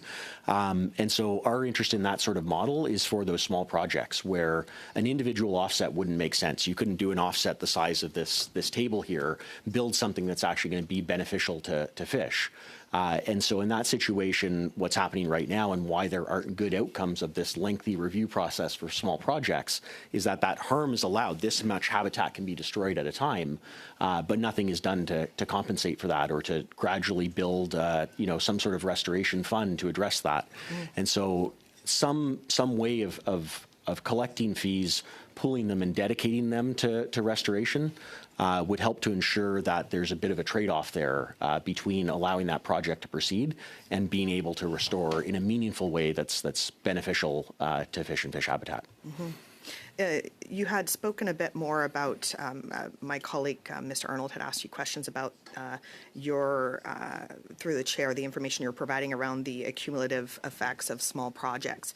And I'm wondering if you could speak a little bit more about how the knowledge of those impacts plays into that national strategy that you're recommending. Yeah, well, the challenge is there isn't a lot of knowledge of those impacts because the department is not tracking those and is not reporting on the footprint of all the small projects that they're allowing to occur. And so it's very difficult to assess and map and identify which of those projects are accumulating harm and which are happening at a scale that's probably not concerning and could be streamlined more. And so there really is a need for transparency in understanding which of those projects are approved. We're doing our best to map all of the barriers, road stream crossings to fish, and support community members in reporting information to that on us. But that is sort of an independent exercise from the approval and management process that's occurring right now within the department. Thank you. I forgot to set my timer. Could you clarify how much time We have 1 minute and 2 seconds. Perfect. Thank you very much. This sounds like this will be my last question to you, Mr. Lapointe. You talked about the importance of inclusion of Indigenous rights and knowledge in these decisions that are being made, and that was something that you talked about in the last round of this. Can you please clarify through your role and experience how important that is and some key areas that we should be considering? I think it's extremely important because that is what can lead to, collaboration, support for these development projects. And I think we've seen cases where projects were quashed because Indigenous people weren't involved in them until the last minute and it didn't align with their priorities. The challenge with the smaller projects is by not formally reviewing and approving these and using these letters of advice, Indigenous people, the department is shirking its duty to consult with Indigenous people. They're not notified that those projects are occurring, they're not consulted on them, and they're not being involved in the development, the consultation on a regulation that could allow those projects to move forward. So there is a pathway to consulting with Indigenous people on those that doesn't involve project by project consultation, but that's not being pursued either at this time. Thank you, Ms. Barron. We'll now go to Mr. Bragdon for 5 minutes or less, but he's not there. Do you want to? Mr. Small. Mr. Small. would Mr. be Small will next. take his time, okay.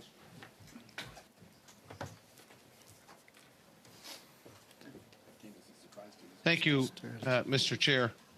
I have a question for Mr. Lapointe. Mr. Lapointe, you spoke of the harm to salmon stocks by barriers to migration and the destruction of habitat, and about the success that North Pacific states in the United States have had in growing their ocean-run fish stocks by reducing barriers. Do these fish migrate into Canadian waters? These stocks that have had successful growth, are they coming into BC waters? Some do, particularly along the Columbia River, and there is a great success story in Canada from the Okanagan Nation Alliance, an Indigenous group there that has restored hundreds of thousands of sockeye to the Okanagan River by restoring habitat and removing barriers, and that would benefit from some of the work done in the U.S. on fish passage, but not necessarily those smaller barriers. The 10,000 in Washington State are mostly the road stream crossings, and so those would typically be on the smaller streams that don't go all the way up into Canada. It's the large dams that need fish passage to get fish into Canada through transboundary waters. But would those fish overwinter in Canadian waters, for example? Would they migrate to Canadian waters to feed in the ocean? No, on the West Coast, those salmon don't sort of do a two-way migration. They return to land at the end of their life to spawn once and die. I guess there are some steelhead that might return to the ocean, but I don't believe that many of the steelhead would sort of be directly affected by those 10,000 projects in Washington State. No, what I'm asking is when the smolts and fry leave those rivers, would they migrate through Canadian waters as they head to their feeding grounds? Yeah, so for those transboundary rivers, if the adults make it to Canada, lay their eggs, the smolts will be migrating downstream, and some of them will move up into, for instance, those small side tributaries that may have had barriers. Chinook salmon will do that to overwinter in those side tributaries. So there would be some benefits in that case, but that's not all salmon species that have that behavior. Okay, no. So in terms of where I was going was like, do these salmon, which go into the Pacific Ocean, do they ever feed? Do they ever come into Canadian waters where they would come into contact with fish farms? That's a good question. Again, most of my focus is on freshwater habitat, and so there's certainly outmigrating salmon from Canadian waters that do pass fish farms as well as the adults as they move back in. So that is a concern, and disease transfer and habitat effects of those fish farms is a conservation concern. But I'm not positive in terms of those that are affected by those fish passage projects directly. So in British Columbia, where there's been very little work done as compared to the U.S., what do you think would have the most positive impact on growing wild salmon stocks? Would it be habitat restoration in the magnitude of what the Americans have done, or would it be removing salmon farms? What would be the most positive impact on growing wild salmon stocks in BC? I think that's a challenging question. There's an example in the Central Coast region of British Columbia done by Indigenous organizations there in the Pacific Salmon Foundation, looked at this question of what would be the best threats to create the best benefits for salmon, the most cost-effective threats to address. I know that addressing barriers is one of those three. I don't recall what the other two are, so I can't compare how it ranks compared to those other two, but can send that report and follow up on that question. Thank you. I have a question for Mr. Grattan, who spoke of the desire of the mining industry to improve fish habitat. With a 50% increase in personnel at DFO and a 100% budget increase since 2015, are you finding any swifter response to habitat restoration than before we had that massive increase in budget and personnel at DFO, Mr. Grattan? Well, I think to Nick's point, the department's not providing any evidence one way or the other. We don't know. We do know things are taking longer. We do know that because it's taking longer, we know certain things like that would help habitat. I mean, the minor projects might, to Nick's point earlier, some of the minor projects might have a negative impact on fish, but some of the projects actually benefit fish. But we don't know because we're not getting, they're not reporting this information. So we have a bit of a black box. I can't really say one way or the other. One must assume in the absence of that, I'm not optimistic. Okay, thank you, Mr. Small. We'll now go to Mr. Hardy for 5 minutes or less. Thank you, Mr. Chair, and welcome to everybody. Mr. Grattan, we'll start with you. The oil and gas sector has presented us with an ongoing problem of orphaned and abandoned oil wells. And we had a similar situation up in the Yukon with the Eagle Mine, which apparently failed and dumped arsenic into the Yukon River. So when you look at the Fisheries Act and regulations, can you speak to the challenge of the old mines that are mined out and just left there?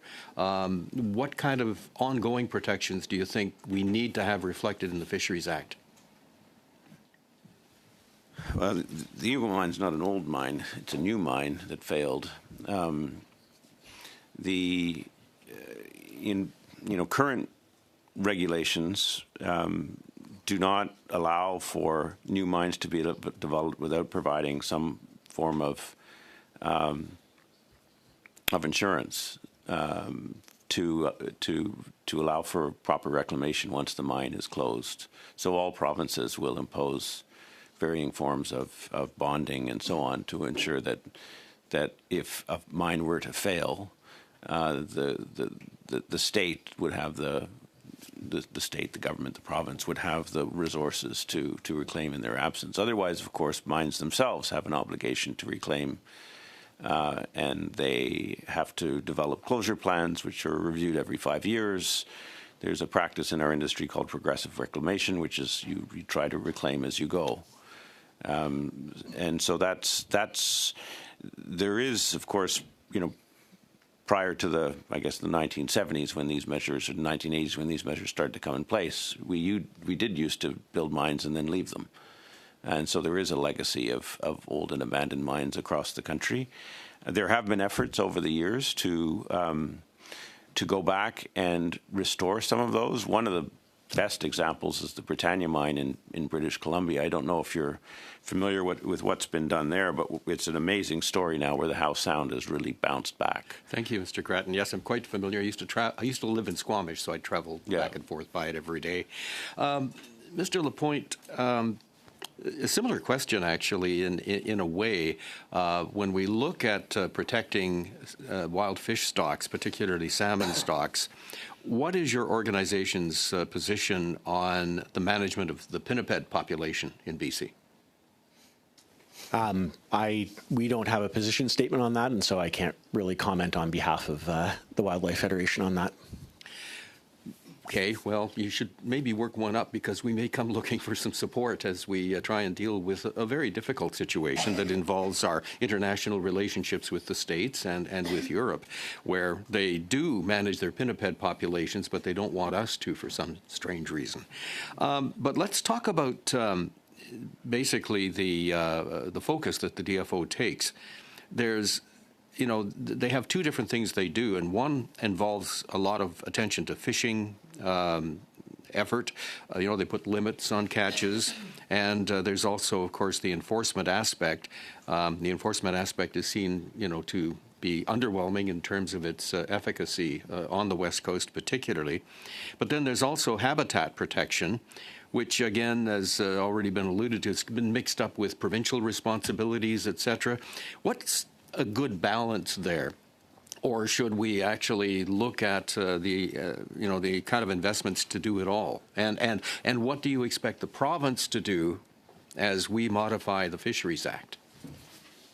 Yeah, whatever the balance is, it doesn't exist right now. Mr. Small had mentioned fishermen being charged for minuscule quota overshoots. And when we look at the habitat protection provision enforcement of the Fisheries Act, until 2 years ago, over the last 10 years, there had been less than 10 charges, or about 10 charges laid in total, not per year, but in total over those 10 years across Canada for habitat protection violations or habitat violations.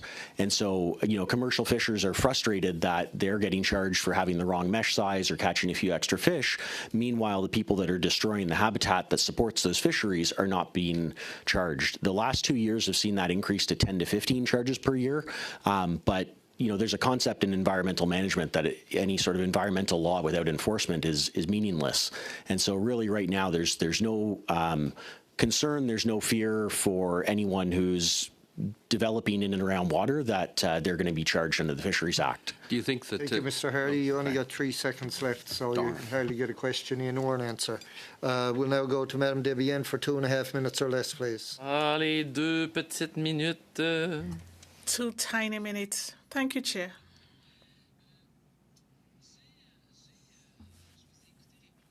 I heard you respond to my colleagues. What you have said is very interesting. So it's important for the bill we are working on to provide tightening of offense controls and increase penalties in case there's any breach of the law. That's what I understand. In your opinion,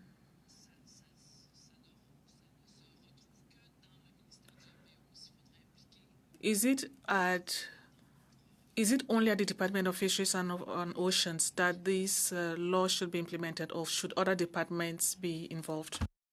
Respond to that. I know there are equivalencies with the province and those powers can be delegated. I don't know province by province where those enforcement powers have been delegated. There is certainly an opportunity with the emergence of a lot of now successful Guardians programs, First Nations Guardians programs or Indigenous Guardians programs, where those Guardians could be given those enforcement powers. And there's an example with one of our partners, New Hulk Nation in British Columbia, where they, through BC Parks, have been given enforcement powers. So that's a model that could be explored by DFO. Au Québec, on a un problème. In Quebec, we have a problem with salmon. Salmon is drastically disappearing. We also have the capelans disappearing. We have seen striped bass appearing. The department, DFO, considers this as under extinction, but that is all we see in our rivers. So there's a new striped bass that is now present, but DFO doesn't have it in its data. It's the old striped bass. They keep saying that striped bass is under extinction. We are discovering striped bass with bellies full of salmon. We have pictures of that. So what can we include in the law to force DFO to consider the information it's receiving from the ground? But perhaps under the Species at Risk Act, having clearer and requirements for timelines for making these decisions, because I think in that same situation where species that have been assessed as at risk are not being listed in it or not, and the decisions aren't being made in a timely manner. This is a situation where there's the opposite, where the situation has changed and the previous decision hasn't been undone. And so this can't take decades to manage our species at risk. By definition, they're in crisis, and these decisions need to be made quickly. Thank you, Madam Debienne. We'll now go to Ms. Barron for 2.5 minutes or less, please. Thank you, Chair. Thank you, Mr. Lapointe, for being here, and Mr. Grattan, if I have time at the end of this, I will certainly ask you a question as well. So thank you for being here. I wanted to use my opportunity, my time here today, Mr. Chair. We could go with Mr. Speaker, I guess, while we're in committee, to bring forward a motion that I'd previously brought forward on October 31st, 2024, for the committee to consider. Now, the reason why I brought forward this motion, Mr. Chair, is for many reasons, but we saw it again today where the Conservatives are continually diminishing the impacts of open net fish farms on our BC waters. We hear the argument over and over again of which harms are most important, which is really irrelevant. If there's a harm, it needs to be removed. We don't need to be talking about or diminishing the impacts of one harm by bringing forward another. And so, it seems particularly timely that I bring forward this motion, given that the Parliamentary Restaurant Food and Catering Services only serves farmed salmon. We know also that the Liberal government has made a clear stance that they are transitioning away from open net salmon, open net pen fish farms. And so it's for those reasons that I would like to move this motion today and to have a vote on this motion. And I'll read it out, and the clerk does have it if any of the members would like to have it resent for their review. But I will read it one more time, that given that the House of Commons administration serves only farmed salmon in its food and catering services, and that open net pen fish farms pollute our waters and spread diseases in the surrounding marine ecosystem, and that the government has committed to a transition away from open net pen salmon farms, the committee write a letter to the Speaker of the House of Commons calling for the House of Commons administration to end the practice of purchasing farmed salmon from open net pen salmon farms. And so with that, Mr. Chair, I hope that I will get support from my colleagues to write this letter to highlight our concern and to ask the Speaker to end this practice so that we can see the food that we are purchasing being done so in a more sustainable way. I'll go to Mr. Small first and then over to Mr. Hardy. Point of order. Thank you. Point of order. Thank you, Sorry to my colleague, Mr. Small. Point of order. Yes. Thank you, Mr. Chair. I would like to highlight the conduct of my colleague in the Conservatives, who just made a very insulting and untrue comment. I would like to ask him to please apologize for his comment today, as it is completely not in line with the conduct that we have for one another and respect for one another that we have around the table. I'm not seeing any response, so I'll go to Mr. Small. You had your hand Mr. up. Chair, Yes. could I ask if there's any process in place, and perhaps through the clerk, for when a member outright insults another member at the table, of how it is best dealt with to be addressed? Okay, not that I know of, and the clerk is not telling me anything, but I think it might be something you might want to bring up in the House itself and see if it'll get dealt with through the Speaker that way. Thank you, Mr. Chair. I would like for us to please make sure that we have all the information that we need to address when something like this happens, and to hold to account members when their behavior is disrespectful to their fellow colleagues. Yep. Heard loud and clear. Mr. Small, Mr. Water. I just want to agree with what Ms. Barron said. It's completely unacceptable for members of a committee to, under their breath, mention that a member of this committee is a supporter of a terrorist organization. That is completely unparliamentary, and there's no place for that in this committee Mr. Stewart, or in this please House. don't speak unless you recognise. You've done it often enough today during the committee study. You were blurting at the witnesses or saying something to the opposite people. That's not something we normally have in this committee, where we operate based on motions and studies and everything else. We don't argue with the Conservative side over bringing forward a motion. If it's a good motion, everybody supports it. So I would ask you not to be interrupting until you're recognised, and I'm not recognising you right now. So you can keep your hand where you like. Mr. Kellaway. Yeah, I'm just going to reiterate what a couple of folks have said around the table here, but this particular committee I'm very proud of.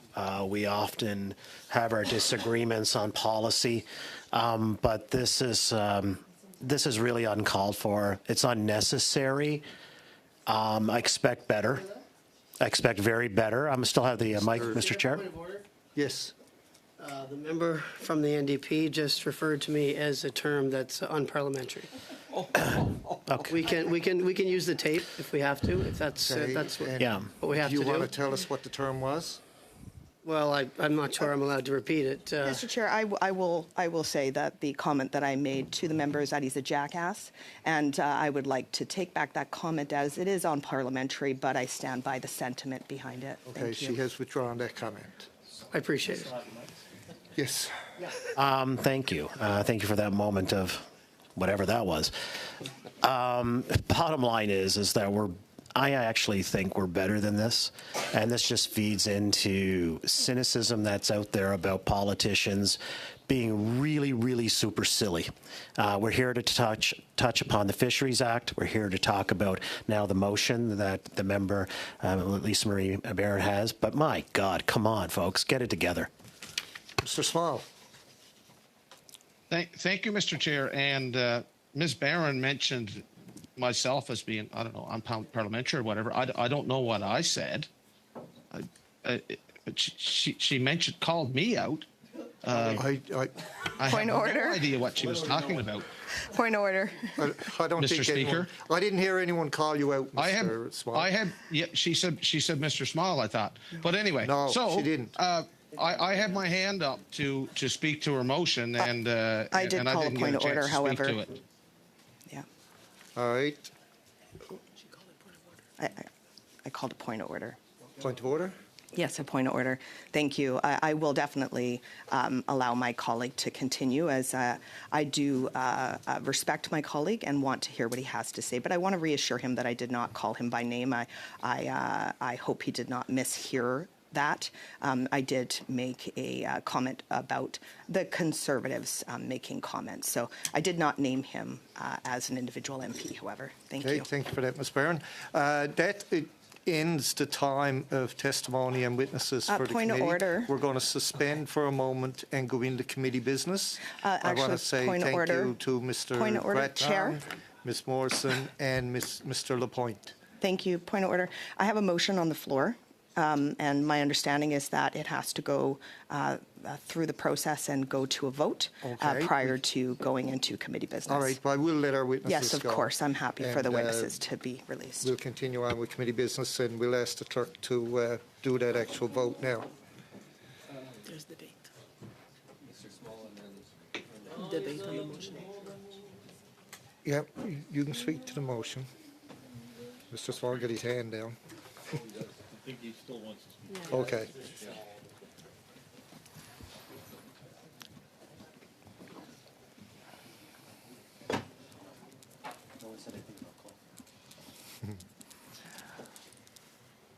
Okay, I'll go to Mr. Small. You had your hand up to speak to the motion by Ms. Barron?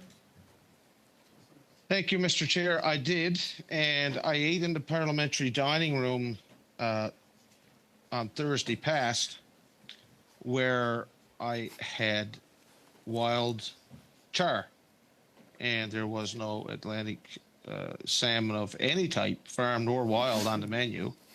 And given the fact that Norway, being a leader in ecosystem protection and management, and the fact that they produce 18 times more farmed salmon than Canada, and their goal is to increase that by 5 times by 2050. I've got a tough time with the rationale on my colleague's motion here, and I urge the committee not to support this motion when we're supporting Canadian livelihoods. We heard everything today about habitat destruction. We heard about pinniped predation. We heard about all these factors, and so many other factors that would positively affect the rebound of wild salmon stocks. It really puzzles me why we'd be voting on this, and what message is going to be sent to the coastal people who depend on the salmon farming industry for their livelihood, especially given the fact that great strides are being made to increase the environmental protection at these farming sites. I've visited them myself, and they're continuing to increase their efforts to protect the surrounding environments. I won't be able to support the motion for Ms. Barron, not on this one. Thank you. Okay, thank you, Mr. Small. We'll now go to Mr. Hardy. Yes, thank you. I understand in some respects the symbolism by Ms. Barron's motion, but I think it's misaimed for two reasons. First, particularly for anybody tuning in from Atlantic Canada, the motion to dispense with open net aquaculture operations is only in British Columbia. It is not in Atlantic Canada. So this is not a nationwide initiative, but it is proven basically because of the damage done by open net aquaculture in BC that something has to be done to clean up that situation. But I would also reflect that most likely the salmon served in the parliamentary dining room or in restaurants all over Ontario and Quebec come from Atlantic Canada and not from BC. So to assume that, we're bringing in farmed fish from BC is probably misaimed, given that there's a very active salmon aquaculture industry in Atlantic Canada, which, again, to go back to my first comment, is not subject to the open net fish farm ban that's coming in British Columbia. So to use an old prairie expression, I think Ms. Barron's barking up the wrong tree on this one. Mr. Bragdon, and then Mr. Arnold. Thank you, and I appreciate what Mr. Hardy just said on this. It is very clear that in Atlantic Canada, aquaculture is under the jurisdiction of the provinces. To make some kind of a motion regarding this and to have the committee take this up, to me, would be beyond our scope and really overreaches into an area of provincial jurisdiction that has been made clear repeatedly by all of the premiers in our region and ministers of fisheries in our region. This is one area where we should not be weighing into, and British Columbia, that's a situation in and of itself. But Atlantic Canada has been very clear on this, and this is not something that we need to be taking up. So, Mr. Arnold.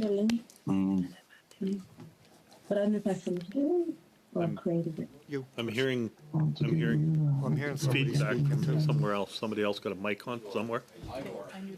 Oh, okay. Thank you. I have to echo some of my previous colleagues' comments on this. We don't know where the salmon in the restaurant is sourced from, partly because we don't have a food or a seafood traceability program that was promised by the current government. So I just want to point that out. So to basically ban it from the House of Commons restaurant doesn't make any sense when there's everything I would assume has to be approved by CFIA for being edible and safe. So I would tend to agree that the motion seems to be out of line. Madame Desbiens. Thank you, Chair. I understand what Ms. Barron is mentioning. There is a concern. However, I have 35 years experience in restaurants. I give directives to my chef when it comes to stocks. I say we prioritize the local market, environmental friendly produce, but it's up to him to manage his menu because there are other considerations, other people that intervene in the final price, the profitability, vegetarian factors, and so on and so forth. So we can't give a directive to a restaurant manager for all these reasons. But at the same time, I understand her concern. But it's through legislation that we should deal with aquaculture, what is good and bad. So it's through legislation that we do that, and not by imposing directives to any specific restaurants, even if it's the Parliament restaurant. There are lots of factors that have to be considered. Thank you, Mr. Chair. And again, I just think we've heard pretty clear testimony, even as of the last meeting, about impacts around coastal communities and devastating impacts. I think this study that we're on right now, we're dealing with the Fisheries Act. I think we've got a lot on our plate to get covered off, a lot to deal with. I think that to take time, valuable time from this committee's efforts to get into something that obviously has massive jurisdictional questions surrounding it, it would not be prudent for us to spend time on something like this, because I don't know about the rest of the committee members, but I know for a matter of fact that some of our provincial counterparts would be very, very clear in how they feel about us taking up something like this and entertaining this type of motion. So I really strongly urge the committee to make sure that we're not going into this fray where we're dealing with areas of provincial jurisdiction that are clearly marked out and have been clearly defined. And they've made their voices abundantly clear to all of us, I know, here on the East Coast. And I know the West Coast has a different perspective and advantage, and I respect that. But I think it would behoove this committee, and it would be wise for this committee to not go down this particular road at this particular time. Thank you, Mr. Bragdon. Ms. Barron. Thank you, Chair. I just wanted to add some final comments to the comments that were made, if I could. First of all, I completely agree around the point of how this highlights again that we don't have a sound labeling system in place. I agree with that completely. The other thing. Oh, sorry. The other thing is around the devastating impacts. I mean, I think that there's devastating impacts from the open net fish farms coast to coast. We're seeing research that's now coming out on the impacts on the East Coast as well. I do appreciate that there are differences between the coasts, but the impacts are noted on all coasts of these open net fish farms. And the reason why I bring it forward is because we're seeing advertisements that come out from the open net fish farmers where they are promoting themselves as being available through the parliamentary restaurant here on Parliament Hill. And I think it does make a big difference for us when we have the knowledge of the impacts on our coastal communities, and we have the parliamentary restaurant that's being used as a form of advertisement for fish farms that are unfortunately polluting our waters. So I do think it speaks to a bigger issue here of us making a clear stance. My hope was that we would make a clear stance together to make it clear that we want to see a sustainable future for our coasts and not one where we have open net fish farms where profits are not even remaining within our country and polluting our waters. That we see us uniting together with this. But it doesn't sound like I have that support from my colleagues, which I'm not overly surprised by, to be honest. I think it speaks to again, both the Conservatives and Liberals putting the profits of these companies at the expense of those in our coastal communities. And so with that, I look forward to seeing the vote results, Mr. Chair, and thank you for my colleagues for taking the time to have this important discussion. I see Mr. Small has his hand up on the screen. Is that from before, Cliff, or? No. Thank you, Mr. Chair, and I echo the sentiments of MP Desbiens in terms of responsibility of chefs, whatnot, to look at sustainability and eco-certification of various fish products as has been done extensively over the last 10, 20 years all over North America and all over the world. So to tie the hands of chefs and experts in the culinary field and food service industry, I think it's the wrong thing to do when we have people proud of the field that they work in, proud of their work, and to dictate to them the products that they have to use. I think it's a bit wrong. I think that bit of creativity and responsibility and the rewards from making decisions like that should be left with the culinary folks in the precinct, as with everywhere, in all fields, all aspects of food service. I think it should be up to the people that operate food service to make the decisions on the sourcing of their food. And as my colleague Mr. Arnold spoke earlier, is we don't have traceability of seafood products in the way that we would like to have it. So I think first of all, maybe it'd be good to get some traceability, to see if we're actually being served that kind of fish. Because as I spoke earlier, I eat in the parliamentary dining room. I eat in the cafeteria all the time. Once in a while, I'll have a meal with you, Mr. Chair, out of the ecumenical spirit of ourselves as Newfoundlanders and Labradorians. But I've yet to see any of the fish that Ms. Barron has alluded to in her motion. So I've got to kind of find it maybe a little tiny bit, I can't say irrelevant, out of respect for Ms. Barron, because we've got such an amicable working relationship around the table. But I think this motion is not the right motion, and especially at this point in time, Mr. Chair. Thank you. Thank you, Mr. Small. We'll now finish up with Mr. Weiler and get to a vote. Thank you, Chair. I appreciate the motion that's been brought forward. The government here has made a pretty clear commitment to transition away from open net finfish or open net salmon aquaculture in British Columbia. And I think it is important to be able to practice what you preach and to take leadership in that regard.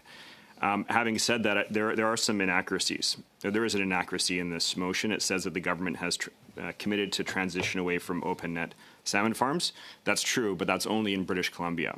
So were this motion to be amended to say that the government has committed to transition away from open net salmon farms in British Columbia, and then at the end to call for the House of Commons administration to end the practice of purchasing farm salmon from open net pen salmon farms in British Columbia, then I would support this one. And I think it would address some of the issues that other members have brought up about a different framework being in place for Atlantic Canada.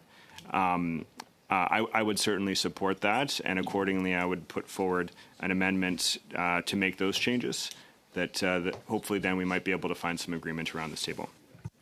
Okay. Mr. Small, your hand is still up. Is that from before, or is that a new hand? Oh, I've only got two hands. No new hands. Oh, okay. There's a yellow one shown on your screen. I'll go to Ms. Barron and then Mr. Arnold.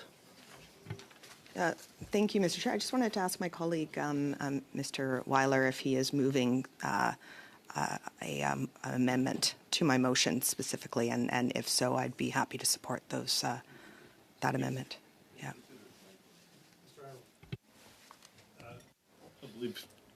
I'd like clarification from Mr. Weiler. Is that an amendment? And read it again, please.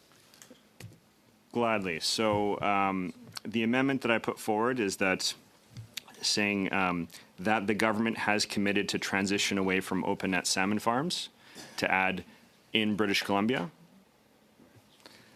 And then at the end of the motion to say to end the practice of purchasing farm salmon from open net salmon farms, and to add at that point from British Columbia.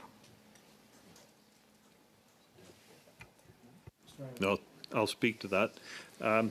As I mentioned earlier, and Ms. Barron even agreed that I believe it was Ms. Barron that agreed that the government promised a traceability study or a traceability program. I believe it was back in 2019. I'd have to just take a look and see. But because we don't have a traceability program in Canada for seafood that was promised, how can we determine where the salmon might be sourced that comes to the parliamentary restaurant? It's it's an approved and accepted industry in Atlantic Canada. And to have this committee try to determine what the House of Commons serves in the restaurant, food that has obviously gone through all of the inspection and approval processes required to be served commercially, because a restaurant, a cafe, any food that is sold has to be done through such stringent processes that to try and determine, number one, where the salmon may come from, number two, is it safe or not, is another thing. But I can't agree with trying to pin this down when I really doubt that it could be pinned down what the source of the salmon is. We've heard from groups like Oceana that did the survey of traceability and origin of seafood in retail outlets in Canada, and found, I believe it was in the range of 75 to 78% were not what they were labeled as. So to try and amend this motion somehow to make it applicable and workable, I think we need to both reject the amendment and the premise that we can direct the House of Commons on what they serve. As I stated, the industry in Atlantic Canada is promoted and welcomed by many of the provincial jurisdictions there. We don't know that the food and the salmon being served doesn't originate in those provinces. So with that, I'll turn it over to my colleagues that may have comments on this amendment as well. Thank you. Ms. Barron.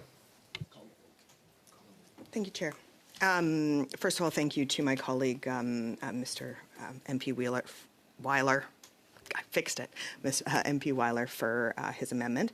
And I just wanted to respond to some of the concerns that were brought forward by my colleague, MP Arnold. First of all, two things can be true at the same time. I absolutely agree that a traceability program is not in place to effectively label seafood for us to have a good understanding of what it is. I agree with that statement 100%. And we have a House of Commons parliamentary restaurant that knows full well that they are serving open at pen farmed fish from British Columbia. It's advertised as such. It is sold as such. So we could, go on about how legitimate that is. I'm pretty sure that when it's farmed, you have a pretty direct line to know what it is that you're purchasing. And so the other thing, to put my colleagues' mind at rest, because of the amendment that's been made, this specifies now that we are talking about BC farmed fish only. And so the argument around the East Coast no longer applies to this motion. So I hope that puts my colleague's mind at ease when he votes. Thank you. I'll go to Mr. Bragdon, but I will say we have 8 minutes left. We got 2 votes to do, the amendment, the vote, and so on. So, Mr. Bragdon. Well, thank you for that point of clarification, Mr. Chair, as clearly defined as it can be. I appreciate that, but there is concern, and the concern is this: whether it is the traceability aspect or also the importance and vitality of this industry to the east coast of Canada, to Atlantic Canada, the message that it would send back home and back to Atlantic Canada is basically, nope, we don't want anything to do with farm fish within, or farm salmon in the people's house. And the last time I checked, and I think this is a very important part of the Confederation, that as sure as British Columbia is a part of Confederation, and rightly so, so is Prince Edward Island, so is New Brunswick, so is Newfoundland, so is Nova Scotia. And the priorities of one region being stated in this type of manner, sending a direct message basically to anyone in that business across the country that that there's huge concerns around this, or this isn't a legitimate salmon that they should be offering in the People's House dining room, I think is the wrong message. It should be sent at this time. And furthermore, part of the conditions of what was happening on the BC West Coast was made very, very clear, was that there would be a full transition plan put in place. And there would be employment and alternate sources of employment made available for those in the aquaculture industry. And we've heard direct testimony that that was not the case at all. So the agreement has not been lived up to. The implementation plan has not been followed through on.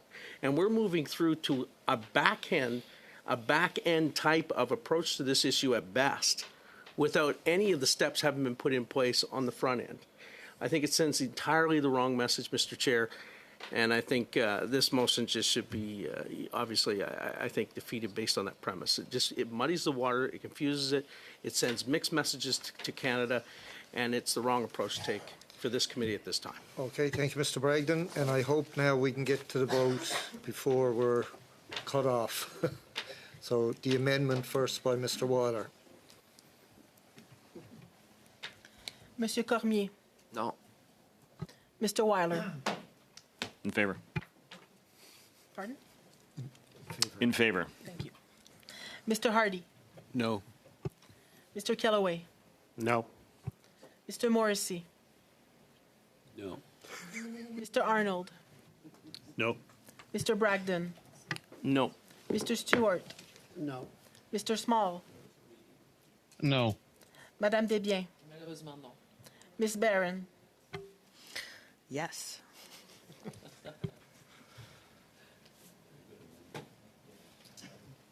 Nine nays, 2 yeas. For the amendment by Mr. Weiler, right? Okay, now we'll go back to the original motion, not amended. When clerk turns her paper. Monsieur Cormier. No. Mr. Weiler.